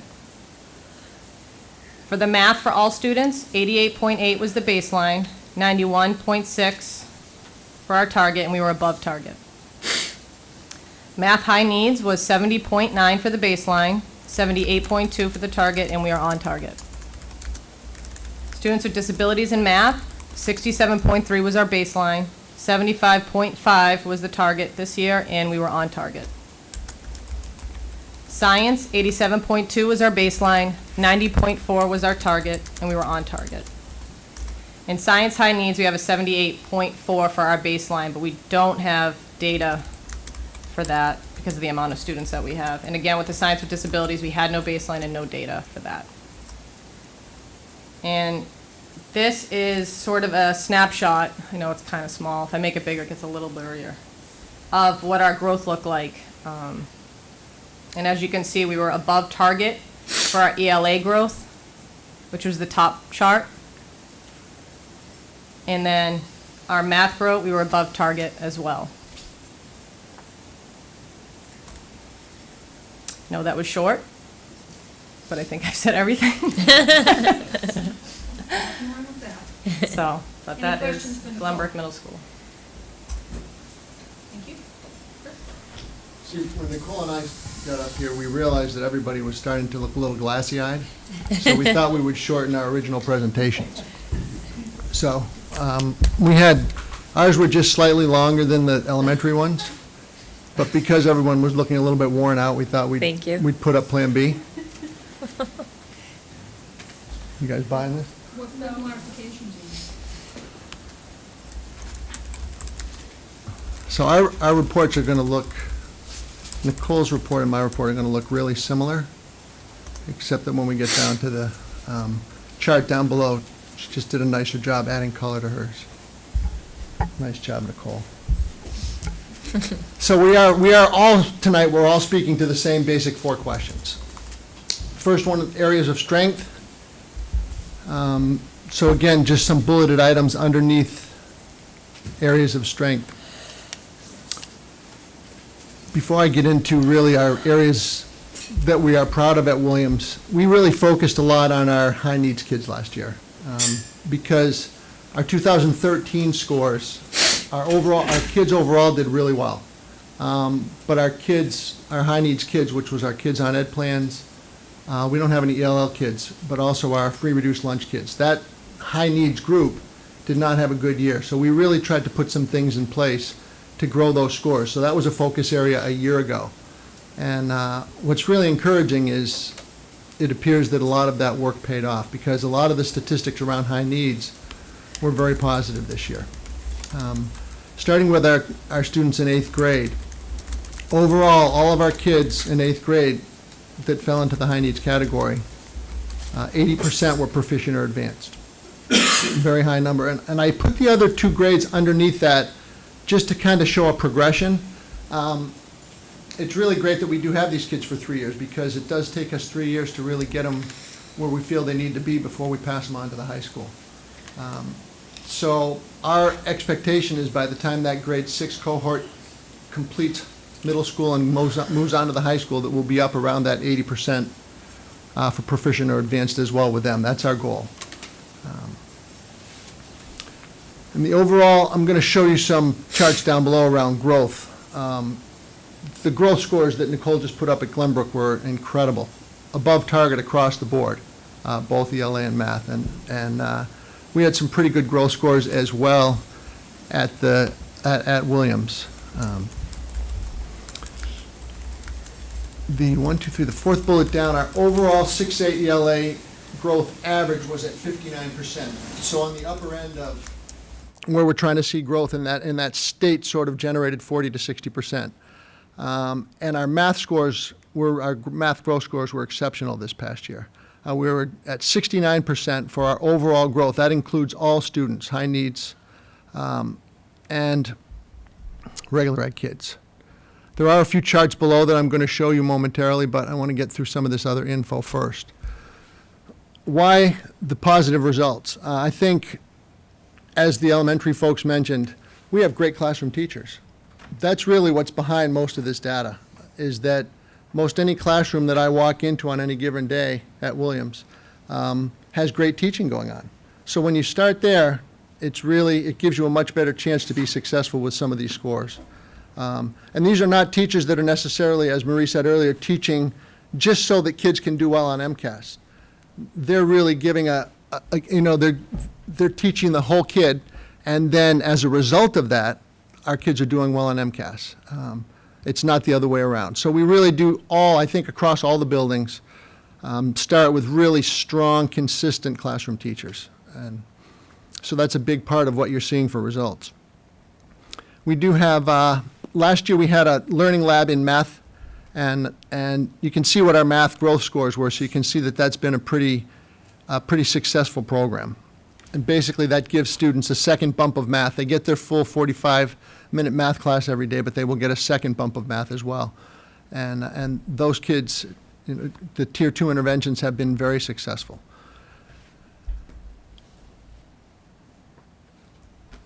Where would we like to see improvement? Our high needs math scores, growth scores overall were very good. But our students in that group, in that category that were proficient or advanced was still not where we want it to be. So that's definitely an area where we want to continue to grow. When Sue talked earlier about the CPI and the 25, 50, 75, 100, I'm not sure, I'm assuming because many of you have heard this presentation over and over before, so you really understand kind of how those points kind of stack up. But moving kids, those bonus points or those extra credit points that the state offers, is really moving kids from one category to the next. So moving them from, say, warning below 220 to above 220. That's another bonus, moving them out of one category to the next. Moving them from low needs improvement to high needs improvement, moving them from high needs improvement to proficient, or even from proficient to advanced. You can get bonus points in any of those categories. So we're going to have more of a focus in kind of moving kids up in categories, not just individual growth. I think that's going to be a focus area. This chart is kind of an example of, Nicole had the same chart. I think yours was a little bit easier to read. But basically, let's just take that first column that says Williams all students. Our 2011 baseline was 96.6. So again, the state gives you a percentage that you have to increase every year over 6 years. Our ELA target this year is 97.5. So just to put that in kind of understandable terms, that means the state expects that 97.5 of our total population will be proficient or advanced on this score. And as you can see, we were on target. That's a ridiculous number, in my opinion. That they give you that 2.5 of your whole population can be below 240, and that's the target. We're not even above target. As all the scores that Nicole just shared at Glenbrook, they were above target on almost everything. We're at 97.5 in ELA, and we're just at target. So I think it's also important to see that when schools become successful, it's more and more and more difficult to stay on target because the scores are so high that it's tough to maintain those year after year.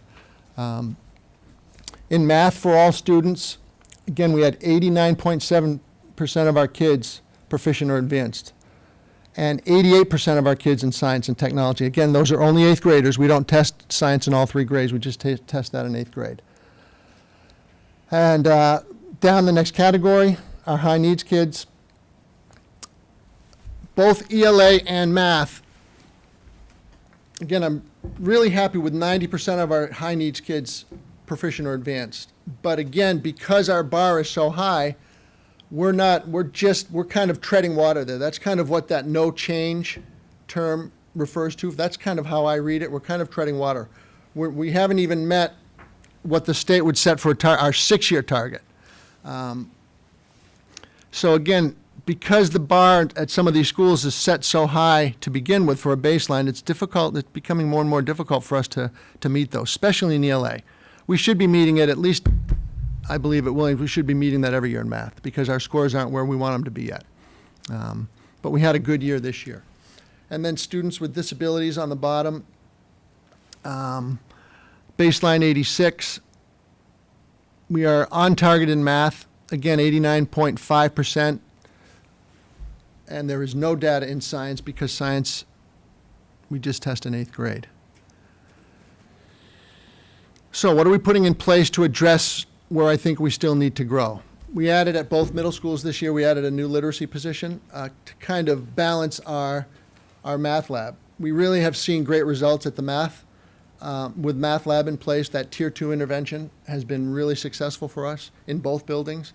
And our expectation is by the end of this year that we'll see that same kind of impact with our new literacy lab positions. What else have I got up there? Continue to increase direct instruction.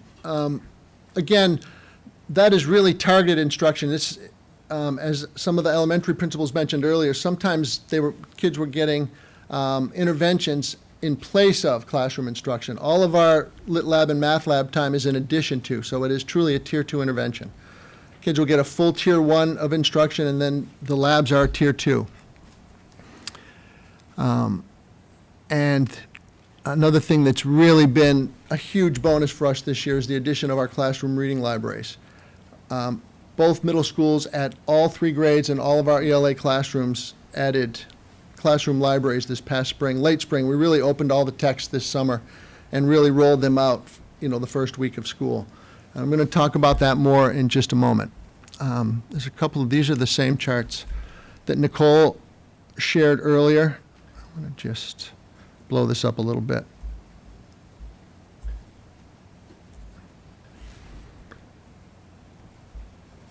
So again, that red square in the middle of all these is where the state expects growth to be. And while we are above growth in every area, we're not above target. On the very bottom, we're above target in that, and this first box is ELA. Again, our overall growth has been exceptional, but because our students are so high to begin with, it's really difficult for us, at least at Williams. It wasn't so difficult at Glenbrook, was it? To get above target. But here's what's that? They're level 1, yeah, they are. And you know what? They earned it. Here's something that I really wanted to point out on this. Now, this is our math growth for the whole building. Here's the most exciting statistic in this whole presentation. All students, that very first category, our 2014 SGP was 69%. The next category down, this is all of our high needs kids. The growth for this year was 72.5%, which means our high needs kids had a greater growth than our overall population. That's phenomenal. I think that is really exciting, and it really does speak to some of the interventions that we've put in place to really address math needs with those high needs kids. So that's an exciting statistic for us, and something, again, that I want to give all the credit back to our teachers in the classroom. Finally, this is something that the state puts out every year. It's called the DART. Basically what it is it shows you all of your comparable schools across the state, and comparable is determined by the state on schools with pretty much the same kind of demographic that Longmeadow has. And if you look at some of these schools, Andover, a couple of schools in Andover, Franklin, Mass, Georgetown, Hamilton, Littleton, most of these school districts should be familiar to you because they're some of the top districts across the state, Longmeadow included. And they are our comparable schools in Massachusetts. And if you look at the stats, Longmeadow is in brown. Across the board, we are at or above almost all of these schools. Needham High Rock School, which is in the blue, they're slightly above us in ELA, but our math growth was higher. But almost across the board with all of those other comparable schools across Massachusetts, in all of these statistical categories, we are above those schools. And I think the reason I wanted to point that out is because I think it's important when you take it kind of out of the context of just in Long Meadow, because I think the bar is so high here that sometimes it feels like we're not really meeting muster or that we could do a better job. And of course, we always want to do a better job. But when you compare us to some of the other best districts in the state, and we're at or above all of the statistical categories, I think it's really important to note that. And I think it's important for all of you as a school committee to see that our schools here in Long Meadow stack up favorably or better than some of the best districts in this whole state. It's important for you all to hear that. So that kind of wraps up this part of the report, but just because I think Marie might ask us about what are we doing to challenge kids, I think maybe we should speak to that too. Nicole, you want me to start? So again, I saved this slide for last because what I would argue is that what kids are getting in their regular classroom every day is so rigorous at the middle level that it's meeting the challenge needs of the vast majority of our kids. There's no doubt in my mind. I see it happen every day in these classrooms, as is Nicole. We're challenging kids. We're challenging them in the classroom. We're challenging them outside of the classroom. We're setting the bar very high. I think one thing that's significantly different this year, and I've really been able to observe it, is the addition of these classroom libraries. Because not only is it basically what it's added another whole dimension of reading.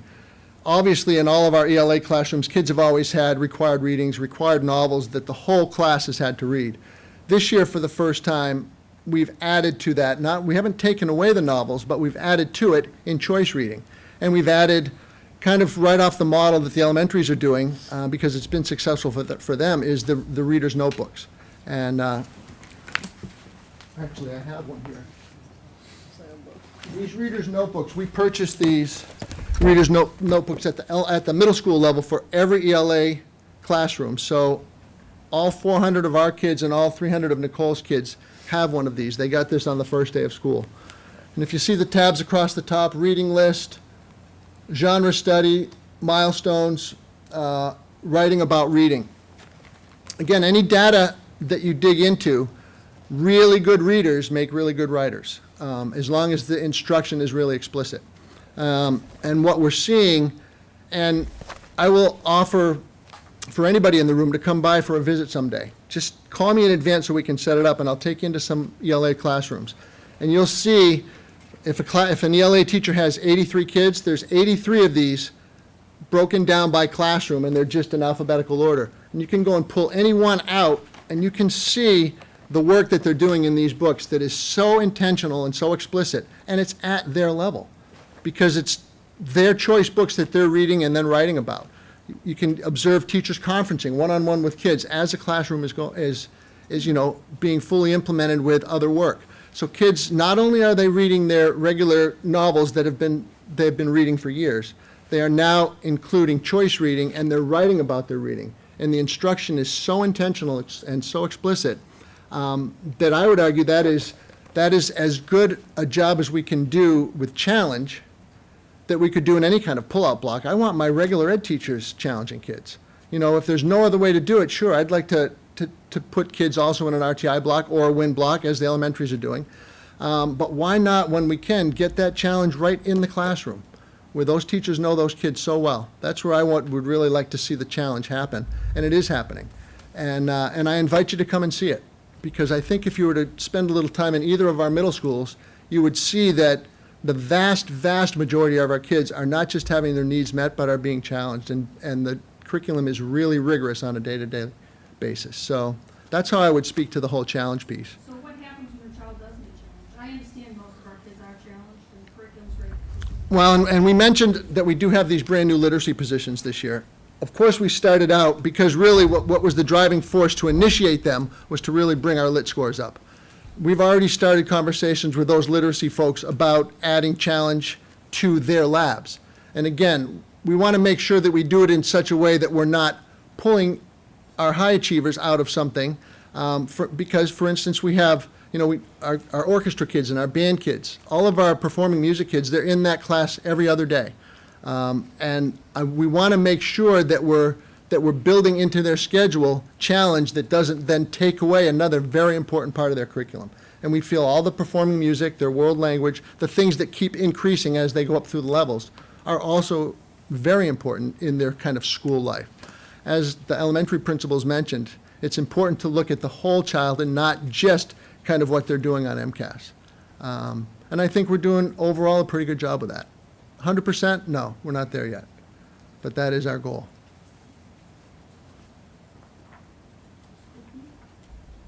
Because that would be my question, is what about the children who aren't involved in orchestra and band, who have, I think we're calling them explore blocks? What are they getting for challenge? So I would say as we get better at this model, and as we get better at our choice reading, and as we get better at kind of really managing our lit lab, those will be exactly the targeted kids, the targeted blocks that we're going after. So I'm hearing you say that we're challenging in lit. Are we not challenging in math and science and social studies? Is that where our focus is right now? I use literacy as kind of a broad term. Okay. Reading and writing. So any kind of, our science teachers are all doing all of their labs, all of their lab reports are the same now, and they actually are getting some of their models from the high school. So it's a matter of just kind of refining. The Lit Lab is brand new. We've been doing it for about 4.5, 5 weeks. So we're not there yet as far as challenge goes. Right. But the conversations are there, and they're including all disciplines. So when I say literacy, I don't want you to just think of that as ELA. Okay. It's much broader than that. It's really about reading and writing and doing it well in the content areas. Okay. So that would definitely include social studies, it would include science. And there's even, as was mentioned earlier, there's a lot of language in math now. And even open response that we have to, deal with there, so. Okay, thanks. And I'm just gonna throw one thing in, sorry. Go for it. I know he was gonna say, our literacy lab teacher right now has been working with the high school and coming to meet with them to see what's expected in the 9th grade and to make sure that if they're gonna do, some challenge classes, that they're not doing the same books they're doing. So she's working with the high school with stuff like that. So the process is there, it's just not happening right now, but we are working towards it and, creating curriculum and the kind of books and what we're gonna look for and that kind of stuff, so. I think that's great. Yeah. I like the collaboration with the high school. Yeah, so. Do you enforce grammar rules, spelling rules with science reports? Do the teachers, students used to ask, the spelling count? Do we tell them, yes, it counts everywhere? Absolutely. And again, Good. as far as the collaboration goes, I think in my years here, we've gotten so much better at collaborating across buildings and having really uniform expectations.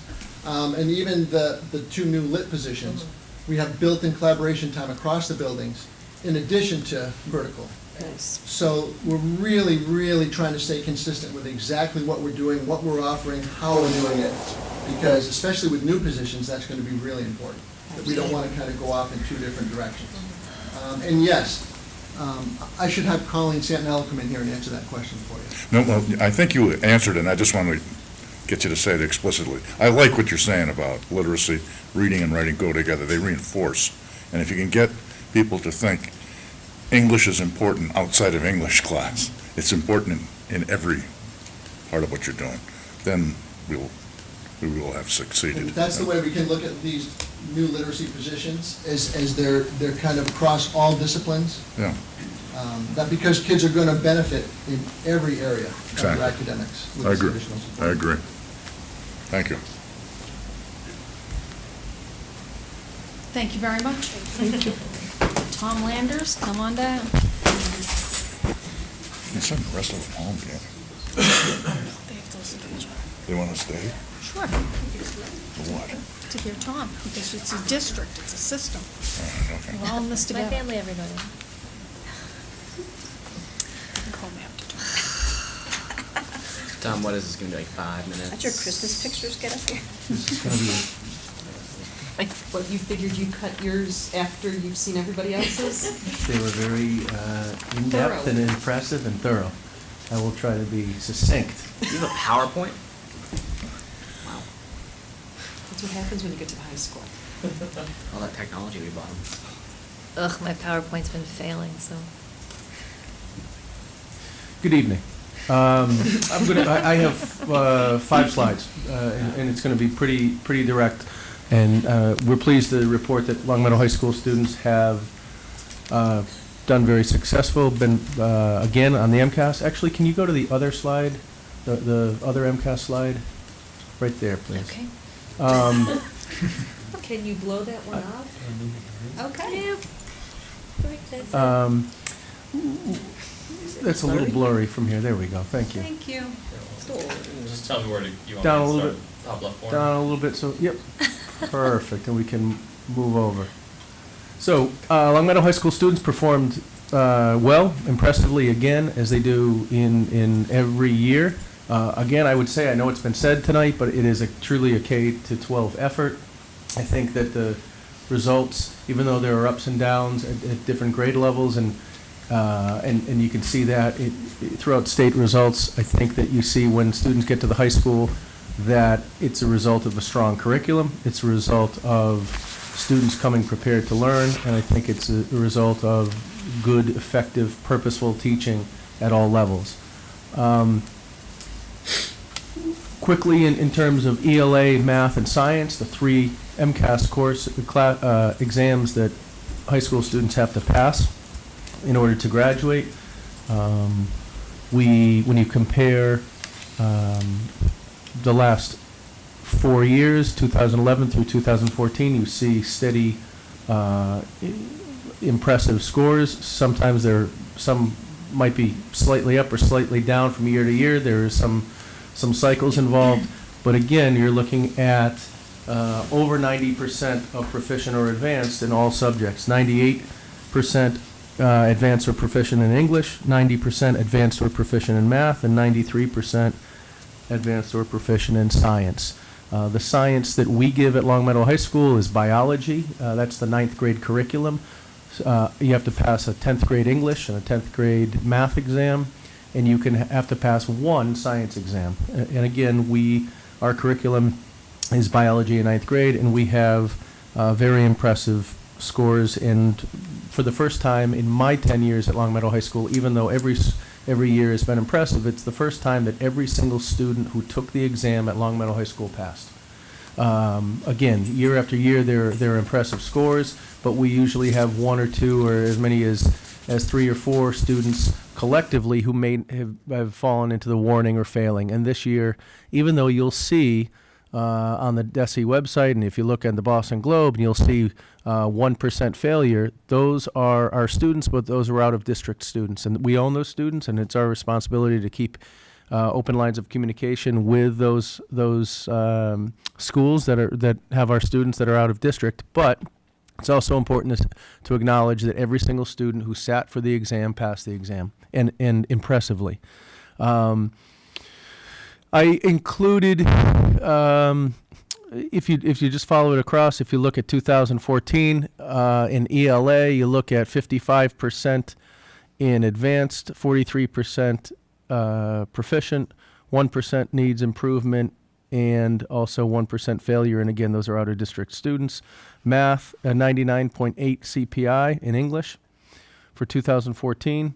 In math, 68% in advanced, which is an amazing and remarkable score relative to the state. We did go down. We were even more impressive last year with 75% advanced, but 68% advanced, 22% proficient. We did have a needs improvement of 9.6. The state rounds that up to 10. That is an area that we are looking at.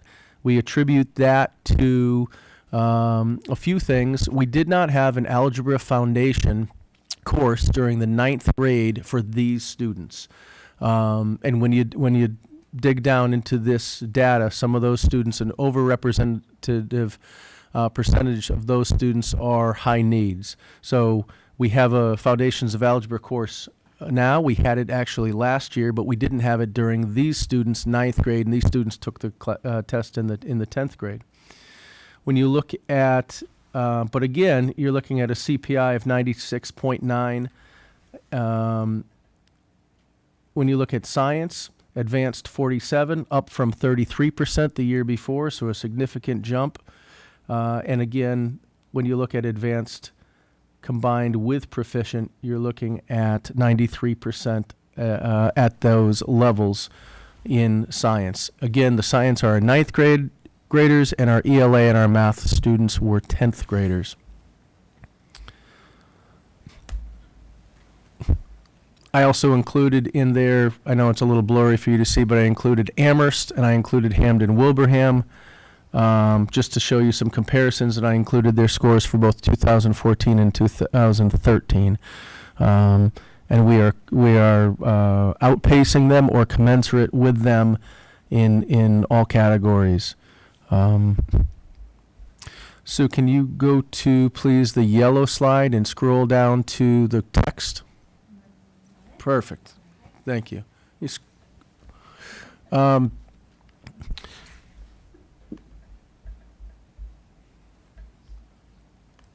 of the things that we want to highlight, again, all students who took the exam at Long Meadow High School passed. We're certainly pleased with that. We're proud of that. But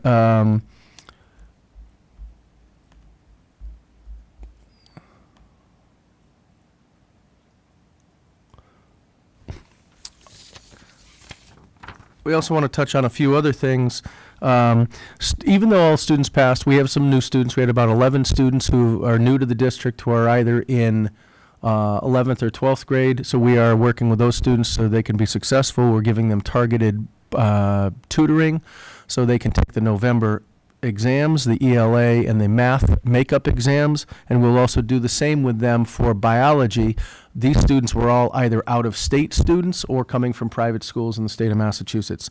So they have no MCAS scores to compare them to, but we're working closely with them, and that tutoring is going on right now for ELA and math, and right after the early November makeups, we will get into the preparation for the biology, which is given in early February.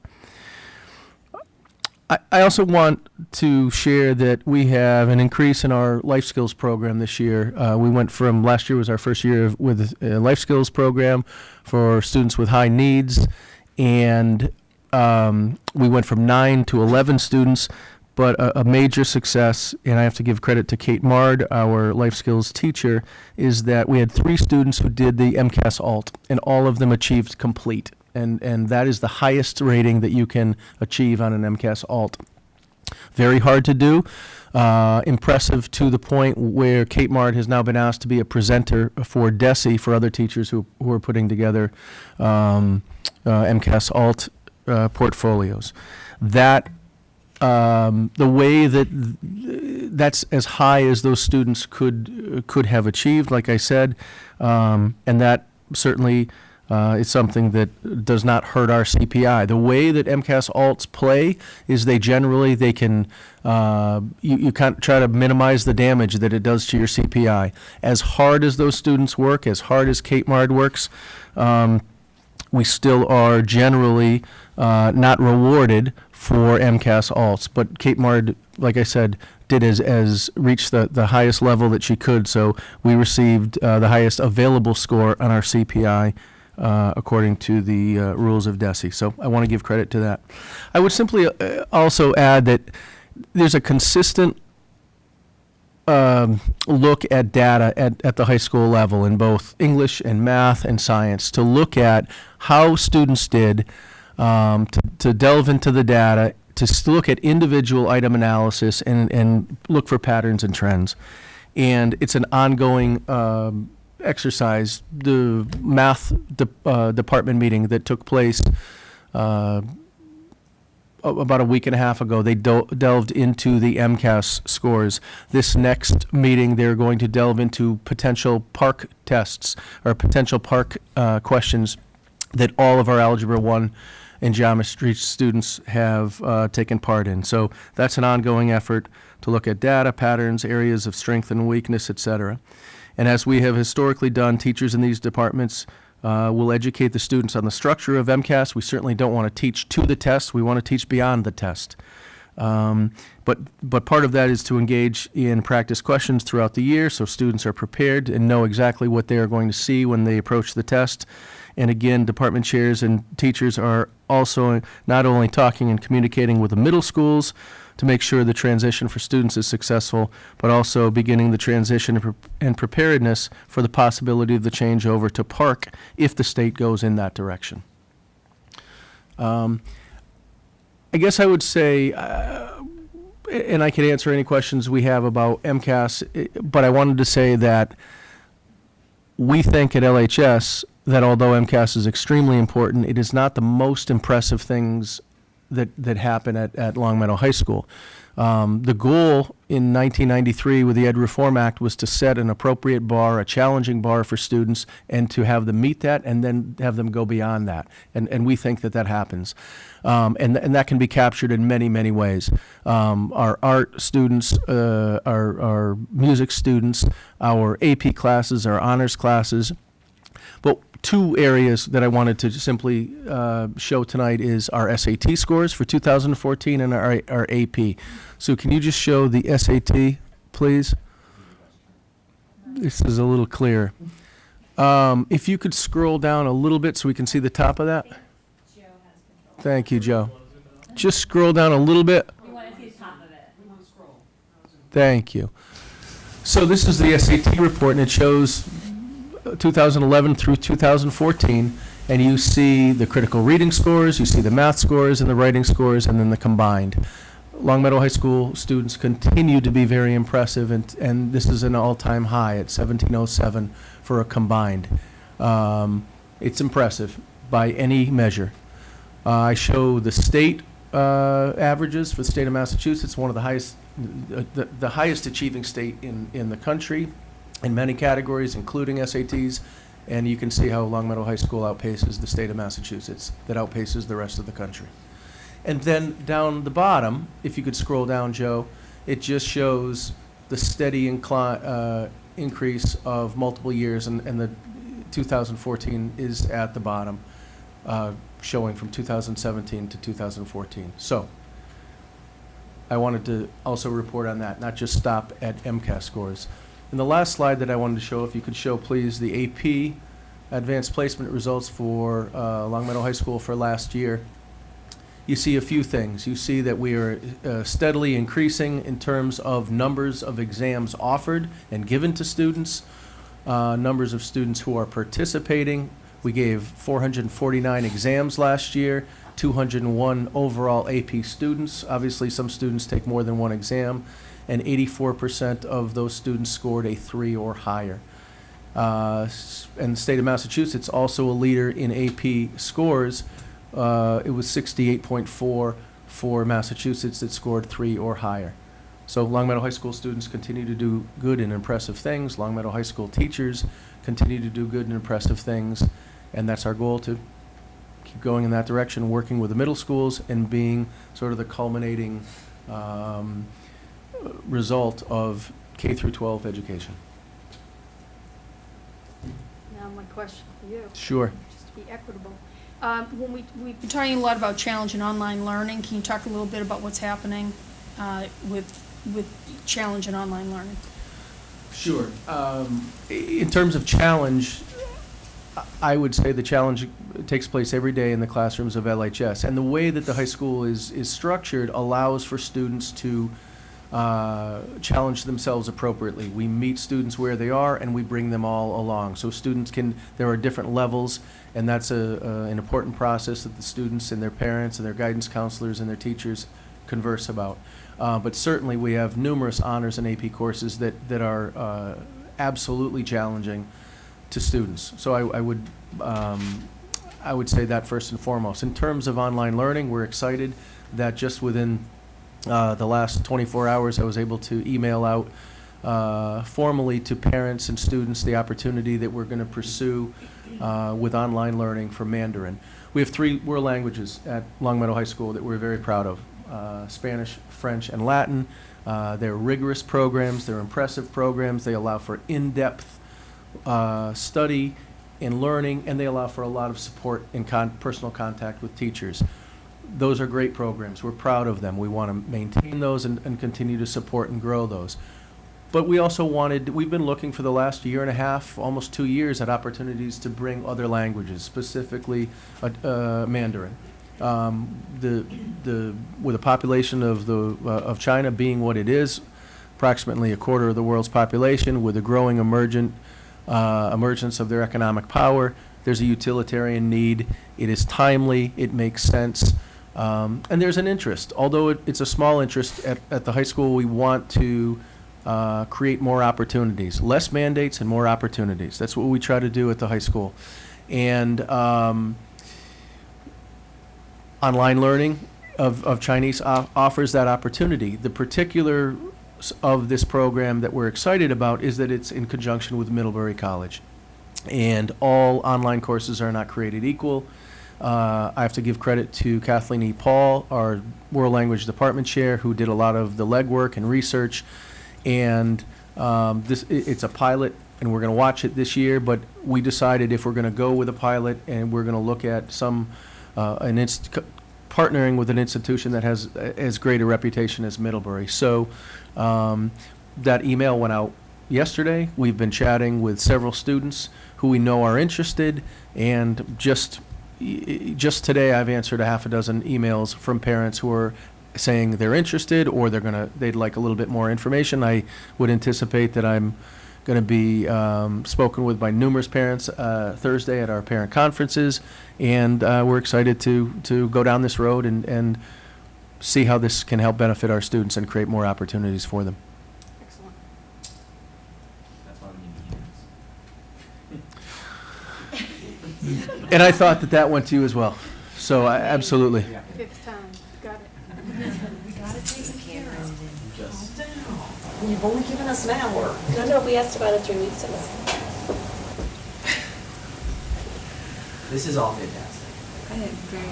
You know, I think what we've seen here tonight from all of our schools, but the high school particularly in this case, is completely encouraging. And not to take away from it, but the class of 2007 did pretty well too. Just saying.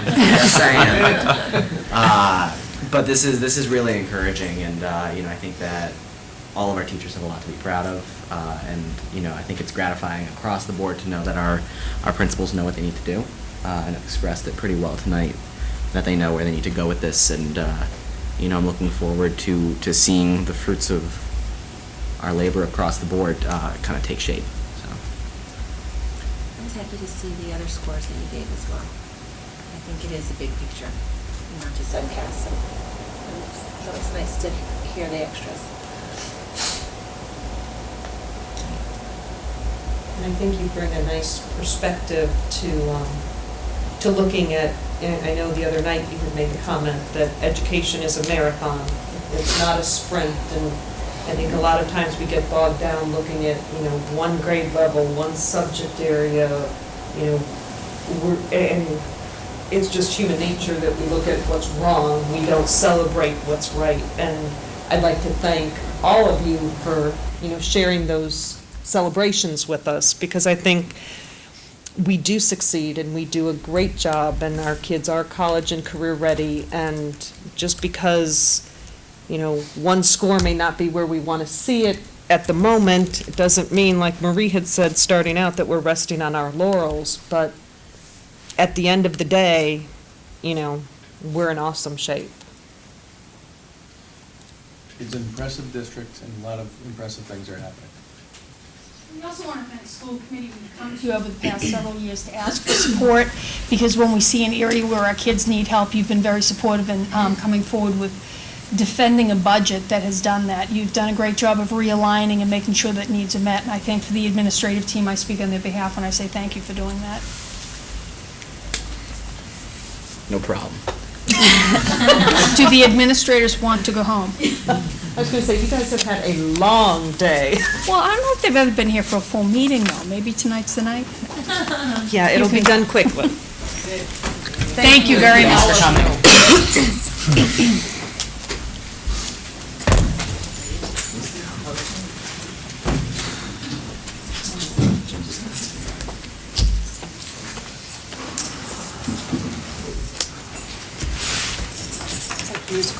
This is yours. Thank you. Yeah, don't take that. Okay. So, moving along. The annual MASC conference is going to be taking place in November. MASC will hold their annual business meeting at this conference, and I have already been voted as to be the voting member. We have some items that need to be considered for me to vote on. First one is 2 life membership recommendations for William Fonseca and Shirley Lundberg. Yes? Point of order, real quick. Are we making motions for you? Are we doing that this evening, or are we doing this? I think in the past you've done consensus as to how you want her to vote. Okay. You haven't voted Right. to tell her how to vote. Usually I've been on the other end of the consensus. Well, I don't remember. a Michael vote. Are you talking about resolution 1? What are you talking about? Talking about the life memberships, which I think was in the. Right, for the MASC conference? Here. It's not in here, it's in the big book. This is a big book, and I wrote them on your comments. That's for Bill Fonseca. Yes. I move we vote yes on those. Okay. Do we have consensus on We're there? just going consensus. Or do we have a second? Second. Second. All in favor? Bill Fonseca deserves it. All right, so that will be voting yes on. And Shirley Lundberg, are we doing them together? Yeah. Yes, we did them together, right, Diane? Okay. President-elect for Jake from Ludlow, Vice President, our Patrick Murphy from Barnstable, Secretary Treasurer Beverly Hugo from Framingham. So moved. Second? Second.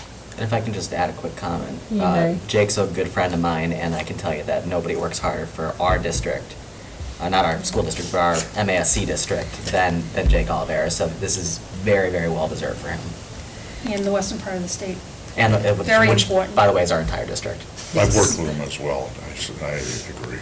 Yes. All right, so we have a motion and a second. All in favor? All right, so affirmative for that. And what was the resolution? The resolutions are all on your Yeah. added information. Okay. There's 7 of them. I make a motion we vote yes on all 7. Do we have a second? Second. Okay, all those in favor of all motions as presented? Okay. And the last one is amend the MASC bylaws. Right? I think that was in the resolution. It's in the last part of it, right under 7. Yeah. Okay, so proposal to amend the MASC bylaws as moved. proposed? Yes. Do we have a Vote second? yes on both. Okay, all those in favor? Aye. Okay, so yes on those. All righty, naming committee recommendation. Naming Yes. committee. And so, the naming committee met in September. What was submitted originally was, as we discussed at our last meeting, was the auditorium being named for Michael Musi. And as we said at our last meeting, but obviously we weren't on camera, so it's worth going through again. When the naming committee met, we had a very thorough discussion about what we felt was appropriate, and certainly not to take anything away, because I think Michael is and was an amazing teacher for this district and did incredible things. We felt that the orchestra room would be more suitable in the sense that that's where he worked. You know, he was in the auditorium a couple times a year, but that's where he really did what, we know Michael to be so incredible for doing, inspiring kids in that room, and we thought that would be actually a much more sort of significant and suitable thing to name after him. And so the recommendation before school committee tonight is to name the instrument room or orchestra room, but I know in the recommended motion it says that it's the orchestra, the instrument room, after Michael Musi for his 35 years of outstanding service to Long Meadow Public Schools, for leading the music department to state and national fame, for serving as a role model for all music students, for inspiring the love of music in students, and for showing an uncompromising passion for teaching, and which is why we hereby recommend naming the Long Meadow High School Instrument Room in his honor, despite being a Yankees fan. And now, this is the recommendation. Next meeting will be a public hearing? This is the public hearing, I think. No, we had said last time, since we were not on camera last time, that we would bring it We bring it up. Yeah. to vote, to announcement tonight, and that at our next meeting, it would be, because we have to hold an open forum about this naming. So that being said, at our next meeting on October, 27. thank you, 27th, No, that's not right. Is it? Yes, that's right. yes, is that we will have an open forum if anyone would like to come to discuss that. Okay, overnight field trip request. We have an overnight field trip request for the students from Williams and Glenbrook Middle Schools to travel to Quebec, Canada. I move on the recommendation of the superintendent that the school committee approve the overnight field trip request for the students from Glenbrook and Williams Middle Schools to travel to Quebec, Canada on Thursday, May 21st, 2015 to Saturday, May 23rd, 2015. Second. Motion and a second. Any discussion? All those in favor? Okay. Warrants? Warrants. Warrants. Okay, I move that school committee approve the warrant batch number 2200 of the school lunch fund fiscal year 2015, dated 17 October 2014, in the amount of $321.78. Second. Motion and a second. All those in favor? Aye. Okay. Okay, I move the school committee approve the warrant batch number 2014 of the Special Revenues and Grants Fund fiscal year 2014,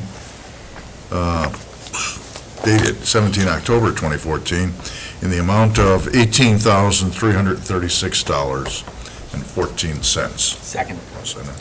Motion and a second. All in favor?